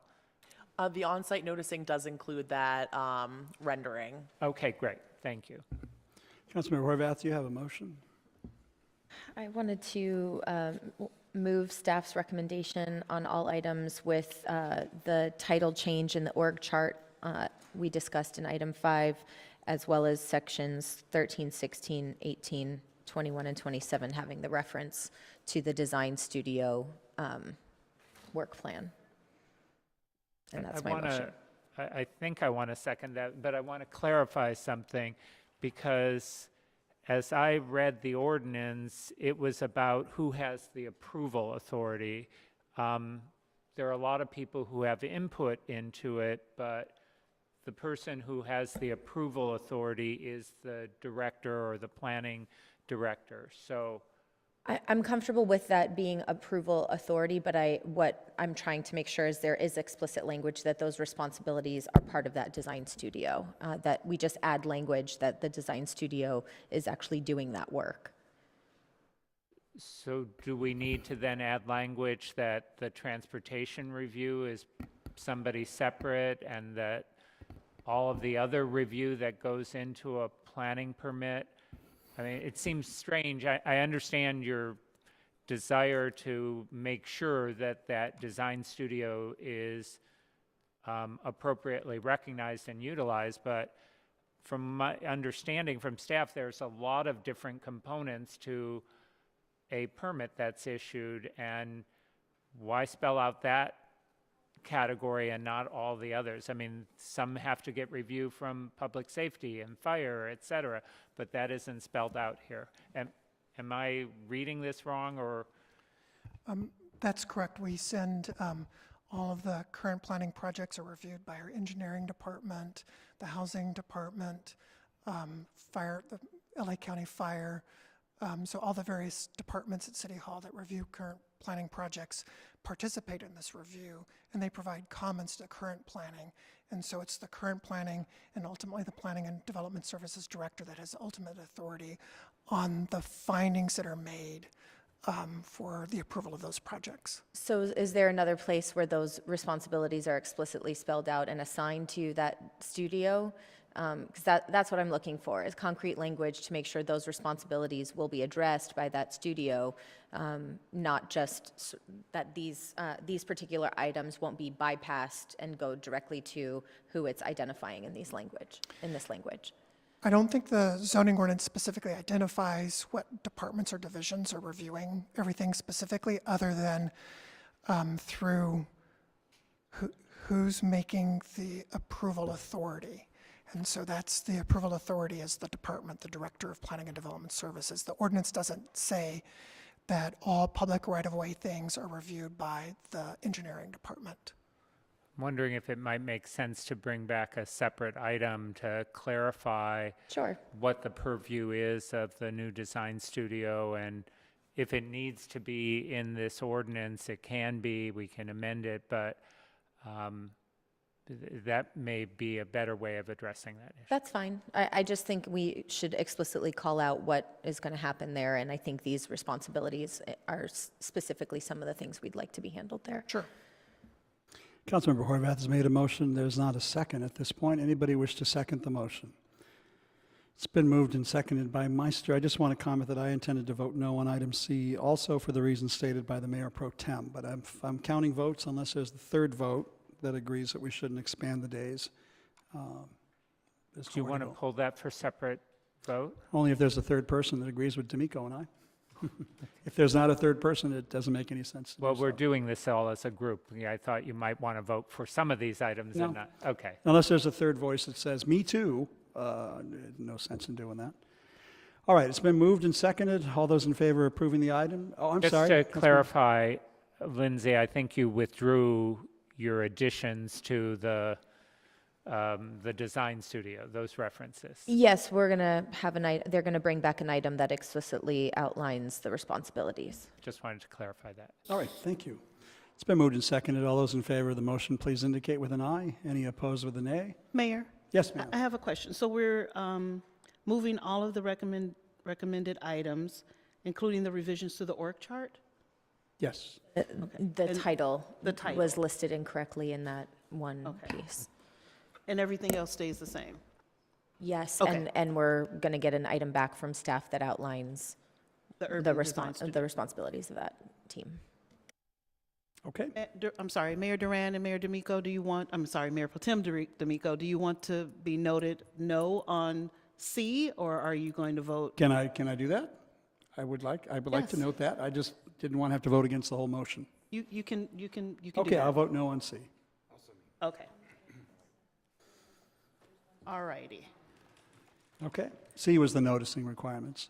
And all those in favor of the motion, please indicate with an aye. Any opposed with a nay? Ayes have it, 5-0, noting the 2 no votes by the Mayor Pro Tem and the Mayor on item C. Thank you. All right, thank you, staff. Item number 4A was moved to consent, 4B was moved to consent. That moves us to item 4C, which is an agreement for services with H&R Advisors. This is on the city's Vision 2050 strategic plan. It appears that we have no speakers, so maybe we can get an abbreviated paragraph from Ms. Jimenez, and then we'll go to council member discussion. Thank you, Mayor. Good evening, Mayor and members of the City Council. I am Janet Jimenez, Assistant to the City Manager. And with me, I have Paulo Casperdet, Management Specialist in the City Manager's Office, and Jane Carlson, Director with HR&A. The item before you this evening is agreement for services with HR&A to assist the city in the development of the city's Vision 2050 strategic plan. Vision 2050 will be the city's third strategic plan since incorporation with Vision 2000, Vision 2020, respectively, prior. We hope that this plan will focus on measurable strategic goals and benchmarks and values that the city will carry on for the next 30 years. We're available for questions. All right, we have no members of the public. Who has questions or comments on the item? Councilmember Meister? Yeah, I'm not really impressed with the proposal from HR&A Advisors, and I looked at both proposals, and quite frankly, I don't think either one of them is meeting the objectives of the 2050. What we want to be doing here, the strategic plan. First of all, apparently we're only advertising this on the website and Planet Bids, and this is really involves a lot of research, and I don't think research people look so much at Planet Bids or our website. I mean, there are other places where they look for RFPs, and I'm just concerned that we're limiting ourselves by not putting this out there in other places. Neither one of those proposals suggested a quantitative study, a phone study, which is just shocking to me. I mean, you cannot find out what our constituents think if we're just doing pop-ups and some focus groups. That's all qualitative. There's nothing quantitative about that, and there's nothing substantial about how the number of people that you're going to be talking to. I just feel that we really need to put this RFP out to some other places and try to get some bids that are from research-oriented organizations rather than real estate development. An organization a company that's their thing is economic development. I mean, this is about how our people feel. If we're going to ask how our people feel, we need to actually, do a quantitative study. We're talking, and also, I do have a question. Did we ever get a recap of how we did with our last strategic plan? Did we meet our goals of our last strategic plan? How well did we do? We haven't seen how that, we haven't gotten a report on that. So how can we move forward with this without knowing how we did on that? So out of 2020, there was 5 goals that were part of the plan: maintaining the city's unique urban balance, creating commercial parking opportunities, developing and protecting affordable housing, maintaining fiscal sustainability, and expanding city parks by enhancing the city's green and public spaces and expanding library services. So as part of that plan, there wasn't actual metrics that we could go back and see how we've done, other than what we've accomplished throughout the year since the plan was implemented. So the goal for this plan would be, for the new vision, would be to include those metrics and touch points along the way to measure our successes. See, I think it would be important for us to see those metrics before we move forward. And I also think that maybe we should be asking people how well our residents, how well they think we did on those items. So. And I can let Jane speak to that. During our first phase, which is the fact-finding phase, we did propose to include an evaluation of Vision 2020, how the residents interacted with it and how staff interacted with it. Was it a helpful document? Was it a helpful guide? Did it really guide the city and its goals and its objectives over the last 20 years? So that is included as a deliverable, and we will be delivering that to council as a work product. In terms of the phone survey, we've included an online survey platform instead of a phone survey. We did evaluate the potential of including a phone survey, and our concern about it was that it would be one place and time. We really are focusing on our outreach efforts on continuous feedback and an iterative process where we can have touch points with residents, staff, and a working group throughout the whole process, throughout each phase of the process. There's 3 phases. And so our concern about a phone survey would be that it would be one point in time and people wouldn't be able to come back and give feedback on the work that we had done to date. So during the idea generation phase, they might be able to produce great ideas to move the city forward, but as we get into the prioritization phase afterwards, we're going to want to hear from them again and hear about how they would prioritize some of the ideas that they generated. So we wanted to just keep bringing people back and establish a community around this plan. I'm going to interrupt council deliberation. Looks like we have one member of the public who wishes to be heard, Steve Martin, and then we'll return to council deliberation. Thank you, Mayor. I was just arguing myself whether I should speak. You know, I think there's a basic problem here, and there's a certain arrogance that we're all going to be dead by 2050. That perhaps 2035 might be a better, more realistic goal.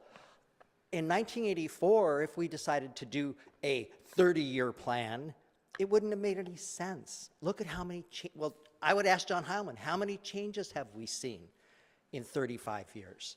Is it really a good idea to go this far out? We can do all the same stuff, but maybe you ought to make it a little bit smaller, because there's, right now, our aging population, what we're concerned about isn't going to be relevant 20, 30 years, 40, by 2050. And you're not doing future councils a favor, and you're spending a lot of money to do something that a lot of it's not going to be relevant 20 years from now. Things are changing so much, so quickly, that maybe this is just a bit overtly ambitious, a little bit grandiose to go out to 2050. I commend you for doing this, so I don't want to act like I'm being all critical, but perhaps a shorter time period would be money well spent, and I think you'd be doing everyone a better service. Thank you so much. Thank you very much. I'll be 91 years old, still claiming to be 48. I don't know about all the rest of you. Okay, we'll go back to council deliberation. Councilmember Horvath? I certainly hope I'm around in 2050. I think Councilmember Meister's comment about achieving Vision 2020 goals, you identified that is part of your work product, so I'm glad to hear that. My other question relates to my previous comments about direct contact with our residents. Your staff report identifies interviews, guerrilla marketing. Those things are not explicitly called out in the attached contract, and so that's very important to me. I think we're a small enough city that we can do that kind of direct personal contact and communicate with people in that way. So if we can add that language into the agreement somewhere, you're familiar with it, you can tell me where the best place is, but I would like that language to be reflected in the agreement. But I think the intention behind this is to think big, and there may be some things that help drive us forward that are very specific, intangible, based on what we know about our nearer future. But I think it's also important that we think and dream big, and I don't think a Vision 2020 prevented us from achieving any goals or steering from direction based on technological advancement and things, although I think the comment is well taken that a lot is changing faster, it seems. So to keep that in mind as part of this planning is important to take note of. But I do think that what we want is to get people's input about the future of the city, use it as a benchmark and guidepost, not sort of to the letter of the law. But I do think we're only able to do that with the input directly from residents. And some people love to go to pop-ups and put stickers on things and do that. And I'm not necessarily one of those people. And I think there are people like me too who, don't do it, don't engage productively in that sort of way. And so I think that individual contact is really important. All right, Councilmember Heilman? Yeah, I just wanted to clarify, I think maybe you missed this in the attachment to the agreement for services and the scope of services. Phase 2, Task 3, they do include guerrilla marketing campaign. They also have the pop-up events. They have the public launch of Vision 2050, topic-specific community expert workshops. So it's not in the contract itself, it's in the attachment to the contract. So maybe that was something that you didn't see, because I missed it the first time I read it too. Was there something else that you wanted to add? Well, help me understand what you're doing in guerrilla marketing. Maybe that solves it. Absolutely. I should also mention we have a sub-consultant here, LA, who will be helping with the outreach effort. They have done guerrilla marketing campaigns. They did the bike and ped plan for the city, and they started a guerrilla marketing campaign at that time. It's essentially a way to drive people to our outreach events, whether that is a community survey online or it's a pop-up event. I understand that not everybody wants to participate in the same way. So we have about 6 different forms of outreach. The guerrilla marketing campaign is really the launch of it, a public launch of the project. It can involve street decals, temporary street decals, and different advertising sites, hashtags thrown around so people know where to go to get more information. It really just drives the engagement effort so people know about it. Yeah, so to me that raises awareness, and I think that's great, but the other piece of it is that actual engagement. Just because people are aware this is going on doesn't mean that we're actually getting information from them, and that's the piece that I'm looking for. And we all know we have to do it every 4 years. We know how to reach out to people about elections and things going on. I think that kind of direct contact really makes a difference in how people can engage in those issues. So that's what I'm looking for. So if we need to expand the scope of that to include that kind of direct engagement, that's what I'm looking for. Okay. I've moved the item. Councilmember Heilman has seconded. Any further discussion before we vote? Mayor Pro Tem? I just want to say I'm not going to support the item. I read actually very carefully your documents, and they're really terrific. Your City of Boston document is kind of marvelous, actually. But I'm concerned about 3 important things. One of them Steve Martin brought up, which I do think 2040 and beyond is probably enough. This feels a little, anyway, doesn't matter. It's a year. We're either going to do it or we're not. And if we run out of things to do, then the future councils will come up with things to do. The project, the proposal evaluation and selection, it's another example of how our city often chooses consultant capabilities and experience with similar types of projects and cost, and weights that at 75%, and then says, oh, and by the way, how you do it and what you understand about us is only a quarter of the actual why we're going to choose you. And but again, I want to return to, I feel really comfortable that we probably chose the right, but I'm actually, my biggest concern is that, and I don't know that I can get this out. I was trying to talk with the city manager about it earlier. It just feels like this is really being approached from a sort of capitalist idea that economic development solves all woes. We don't have enough affordable housing, we need more development. We have race or age or sexual discrimination, we need more development. We need to make community A look like community B. Here's how we can get community A to be like community B, and then all those concerns are erased by capitalism. And I think our city has been so successful in doing what Janet said, which was, I think, the fourth item of 2020, which was develop strong economic right basis for our community, some sort of thing like that. I mean, like, we did that. We have $100 and some million in the bank. We have a $100 million budget. We have a thriving economy. We, you know, sure, everything can tip over, whatever. We don't see that coming. But I'm concerned that, or I'm advocating that this approach, that the approach that you take, because I clearly think you're going to get these votes, and I'm not just talking to not have it be voted on, but I would hope that the approach you take in some way undermines your typical set of solutions for this, because I think in many ways our city is already at that location, and that didn't solve the problem, right? We have plenty of income, we have lots of investment, and we still don't have enough affordable housing. So an economic engine that drives affordable housing won't get us more affordable housing, quite possibly. And then, you know, how to help people age in place. We're already economically sound.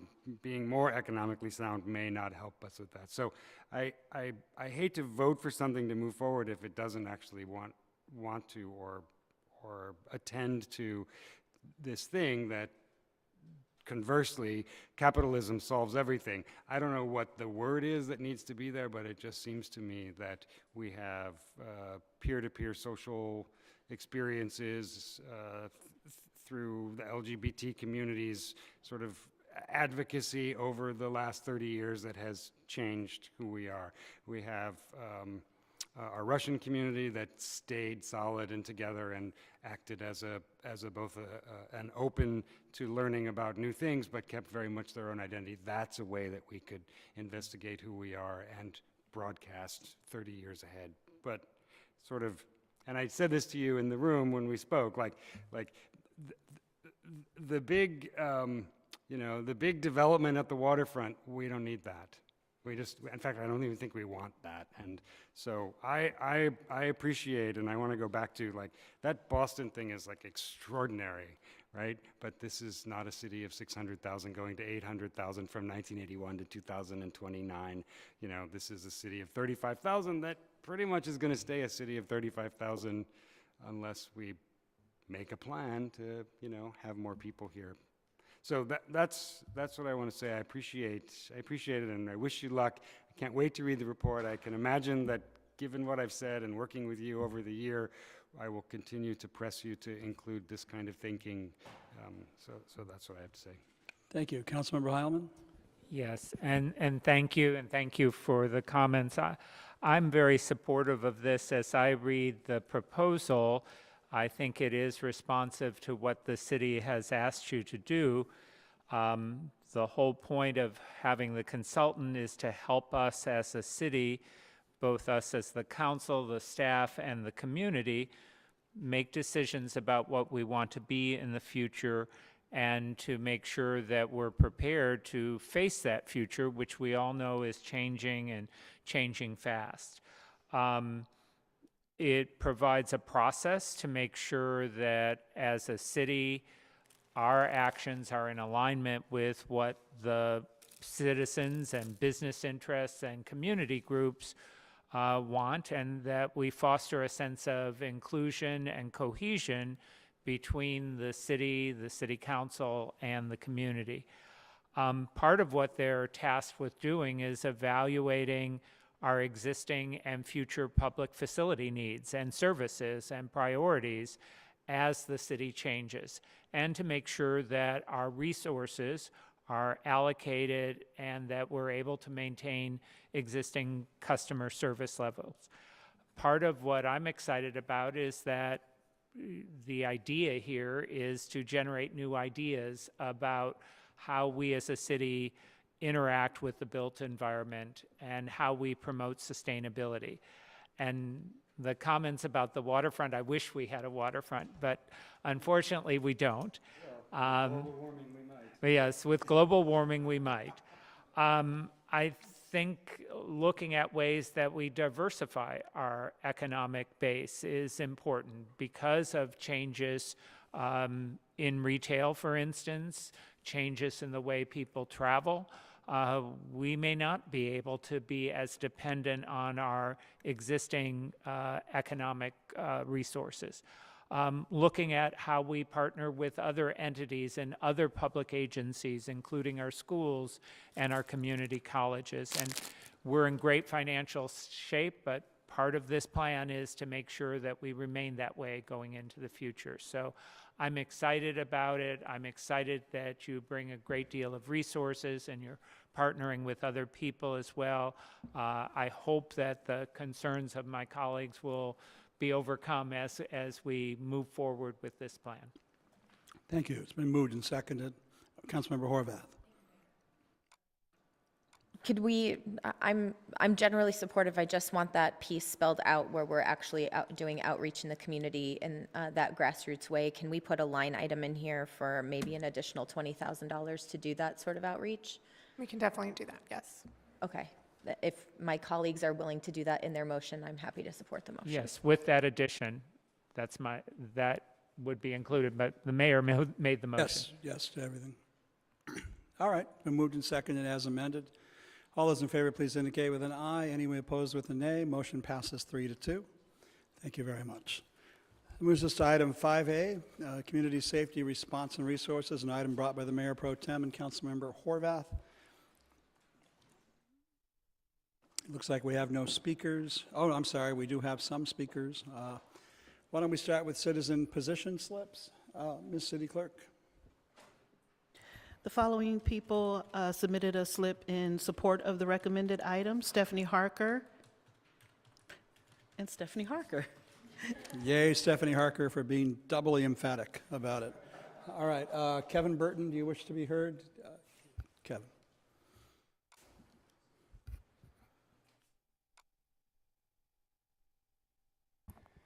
I'm Kevin Burton, resident of West Hollywood, and I certainly also support the item, and my appreciation to Council Members D'Amico and Horvath bringing it forward. I just wanted to comment that in reading the report, seems to be mostly about law enforcement and enforcement of city ordinances through code compliance. And if you're going to be providing information on public safety to the public, I would suggest that it would also be appropriate to have a pointer to the city's materials and website on emergency preparedness, because the city does have quite a bit of information on that. And it's broadly in the rubric public safety. So if you could consider that, I think it might be helpful. Thank you. Thank you, Kevin. Steve Martin has also asked to be heard. Yes, I want to thank the council members for bringing this forward. And I think it's timely.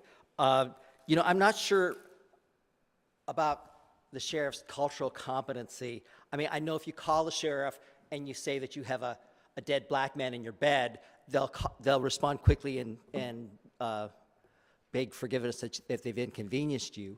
But I mean, there's really a lot of issues that have happened lately that call into question whether we're getting the kind of service we deserve. I mean, certainly if I was in a hostage situation, I wouldn't make the same mistake as those guys on Palm and call the sheriff. That turned out to be a fatal mistake. But you know, with this recent incident on Laurel, you know, it's hard to say whether the sheriff's response in regard to the death of Jamel Moore was one where they were not particularly caring because he was a young African-American man, or because he was possibly a sex worker, or because he was gay, or a combination of the three. We're hearing a lot of stuff about law enforcement and the way things come down in West Hollywood. And I think that I appreciate that you've opened up this conversation. And I'm hoping that we're going to do some real outreach to the gay male community and ask them, have forums, use your gay and lesbian advisory council, have public meetings, and ask what people's interactions have been. Do the same with the trans community. And I think we're set up to do all this. But I think now is where this is at, the real component needs to be is some real public outreach so we can really get a community feel, not just the rah-rah we always get from the neighborhood watch groups, because we all love the sheriff, but there is lots of issues that happen that are very much under the radar and very much affect our community. And there's a lot of buzz out there that the community is not happy with the contract that we have with the sheriff. So thank you, and I really do appreciate this. Thank you. The item before us is brought by Mayor Pro Tem D'Amico and Councilmember Horvath, directing staff to evaluate options for expanding the city's role in responding to community safety and quality of life concerns. Now we'll do council member deliberation, if any. Councilmember Meister. Thank you. I would just like to just add that we need for staff or the sheriffs to have better communication with the neighborhood watch groups. They're not always rah-rah.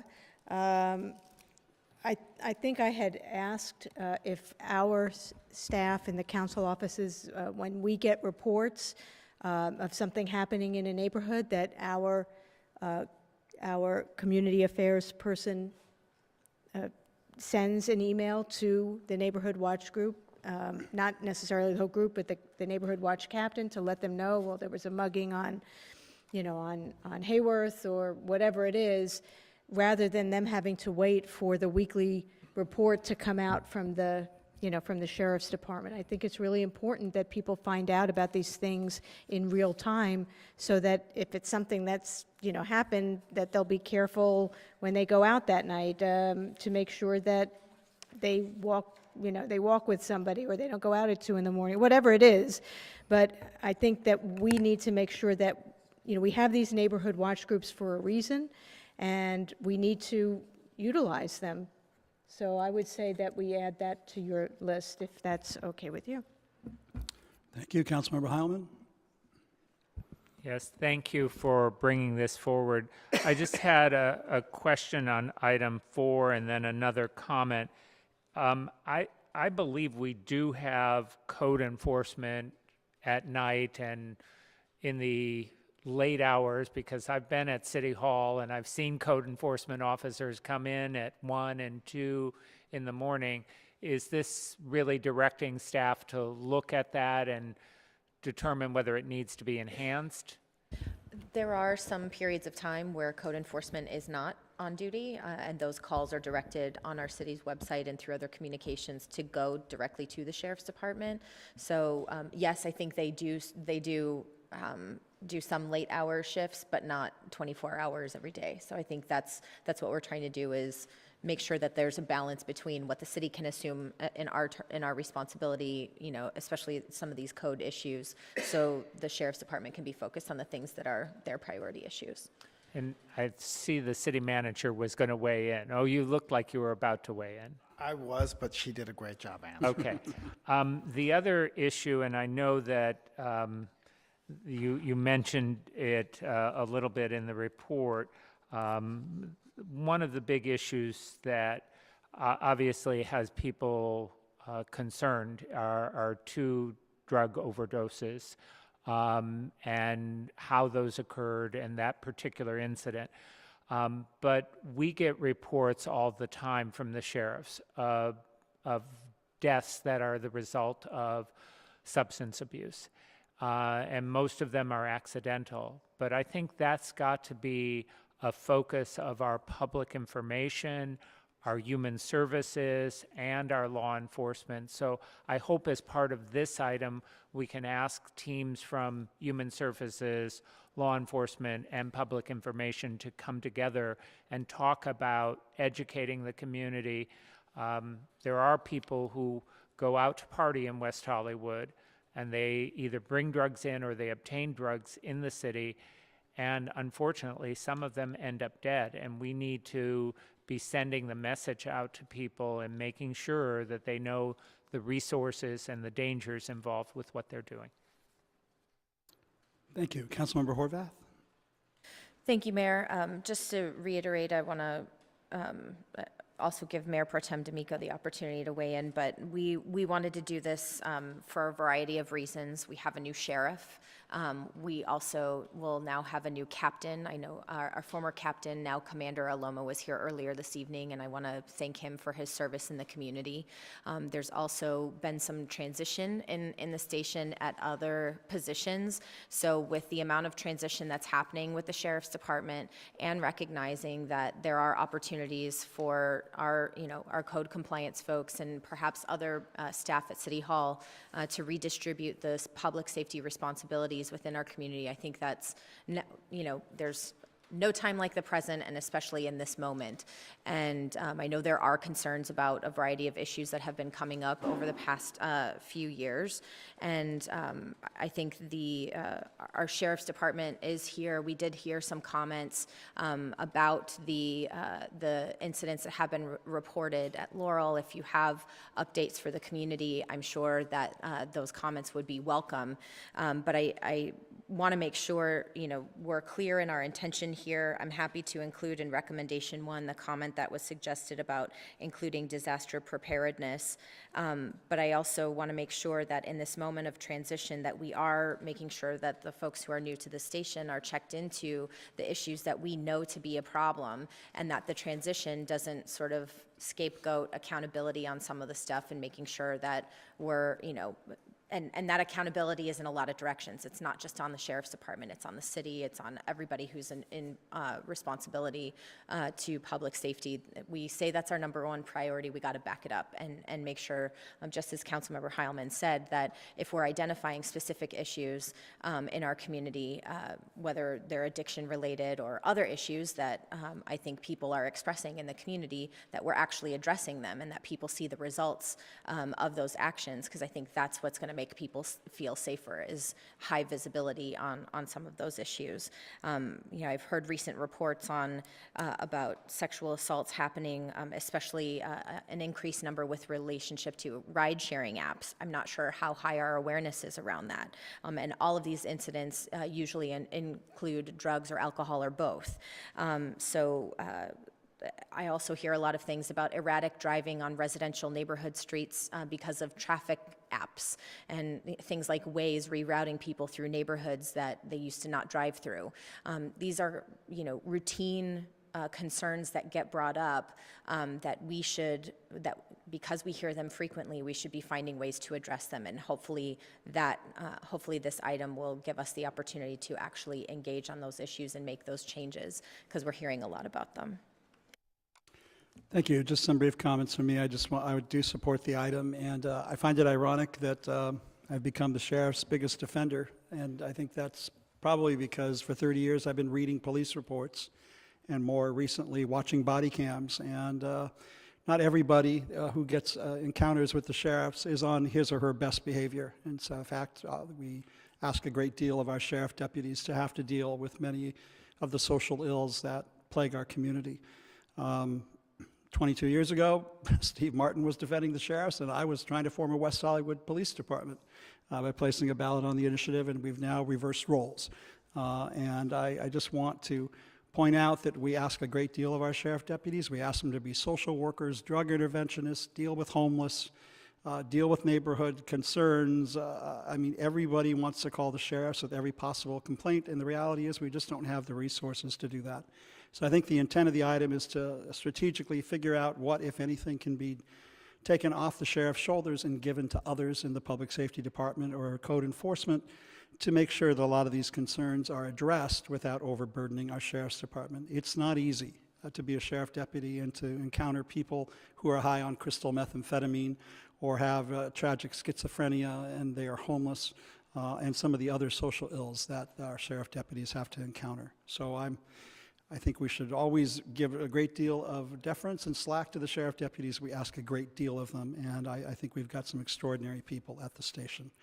So, but generally, I do support the item. Mayor Pro Tem. Thank you, Mayor. I wanted to make a motion and move the item. I agree. I think we should add a recommendation that we consider adding additional communication with our neighborhood watch groups and especially around incidents that are of interest citywide, and that we include our public safety emergency services, as Kevin pointed out, and I wanted to follow up on something Councilmember Heilman said, and I was the council member that asked for the list of the number of people who had died of an overdose, and there were 9 people who died of an overdose in West Hollywood in the last 4.5 months. And our city, like a lot of cities across the country, is suffering with an epidemic clearly that is killing people. And of those 9 people, we don't know how many, what multiplier more, overdosed or almost overdosed using drugs in and around West Hollywood. And it's a serious concern, and certainly all of us, specifically Councilmember Duran, has targeted and worked to make sure that our sober community and sober services are available. But I think, as Councilmember Heilman said, this gets to a different matter, which is people using drugs to excess in our community, and whether or not that's accelerating and has been accelerating, and what we can do about it. So I know there are all kinds of issues in this item, but the genesis of this was that our default response to a barking dog or music that's too loud at 11:15 at night, or a homeless person in the park who has their pants down, was to call the sheriff. And I think the sheriff, as the mayor said, does an extraordinary amount of work, and I think we can find ways to offload some of those questions and provide residents with the actual number and actual staff who are available 24 hours a day to work with the homeless or do code enforcement items, and then the sheriff can do their job. And perhaps that job will include a reduction of substances that are taking people's lives in our city. I think there's probably another couple of items that will follow this that will be about homelessness and and how to work with our homeless population better and our sheriffs. And so I hope that we will continue in this effort. So there's a motion that's been moved. It's been moved and seconded, moved by D'Amico, seconded by Meister. Councilmember Meister, and then City Manager has the last word. Yeah, I just also want to add to this item that staff comes back to us with a specific plan, public safety plan for Plummer Park, because we've heard of issues that have been going on for months with people taking drugs and hanging out in the alleyways right outside of people's homes, and when they call the sheriffs or they, call the park people, it's not taken care of. So we need to have a specific public safety plan for Plummer Park that is continuous. That's not something we do one night that we have patrols to go, out there. This needs to be something that has more of a long-term plan for solutions for Plummer Park, and I'd like to see staff come back with something for that. All right, thank you. City Manager, final word.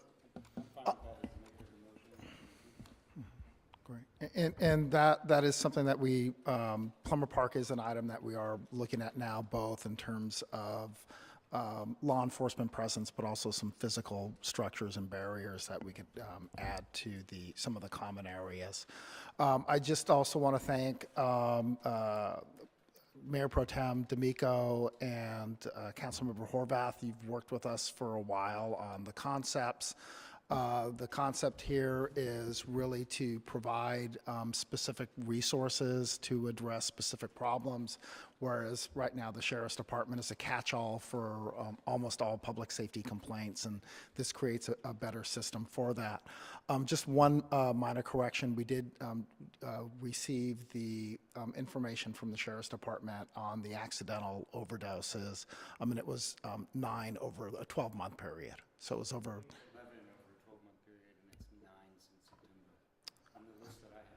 Well, the list that I have has 9 for the year. So there's 2 lists out there. So we'll we'll get the correct information out, because that's very important information. Whether it's 9 or 11, it's too many, but the information that was shared with me was a little bit different, so we'll clarify that.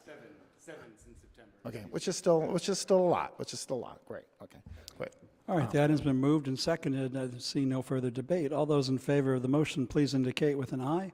Any opposed with an nay? The ayes have it, 5-0. Thank you to all our public safety staff, and thank you to our Sheriff's Department for your continuing work in the community. We'll now go to item 5B, commission appointments. It appears Councilmember Heilman has 4 openings as people are dropping like flies.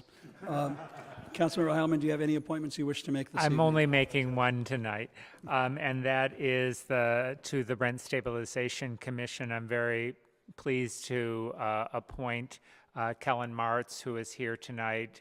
Kellen is an attorney. He's also worked extensively with tenants and on affordable housing issues. We're lucky to have him, and I think most of us know him, so I'll be appointing him. And then I'd ask Yvonne to continue the other appointments until the second meeting in February. All right, Kellen, congratulations, and good luck on the Rent Stabilization Commission. Thank you very much for serving. There are openings, therefore, on the Arts and Cultural Affairs Commission, Public Facilities Commission, Human Services Commission.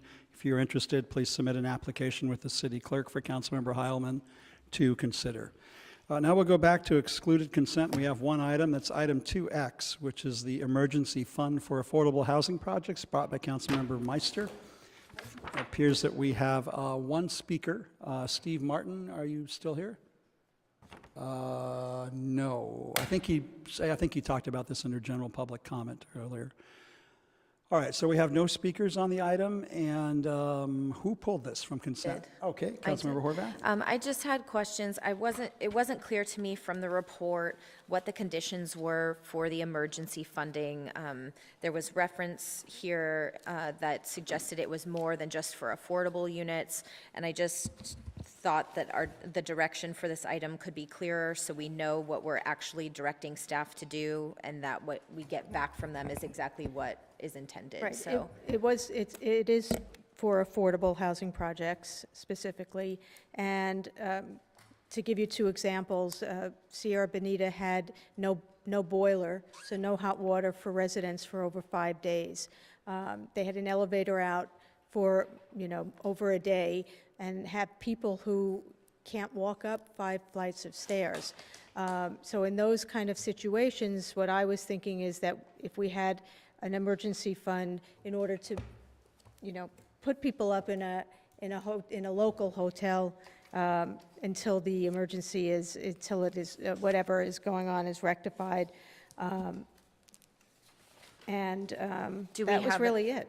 Are there any specifics around the kind of conditions that we need emergency funding for, or that's what you're asking staff to come up with?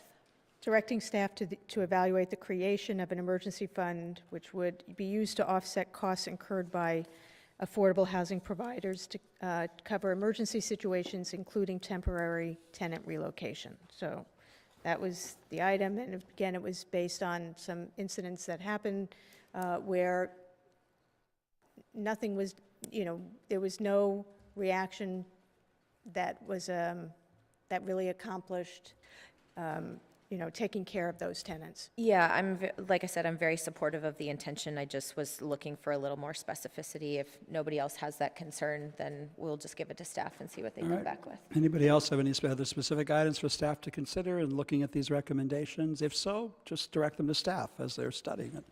We'll go ahead and move the item, please. Somebody want to make the motion to pass 2X? Moved by Meister, seconded by D'Amico. All those in favor indicate with an aye. Any opposed with a nay? Motion carries 5-0. We have no additional public comment. Do we have any additional city council member comment? Seeing none, we are therefore adjourned until February 4th, 2019. Thank you and good night.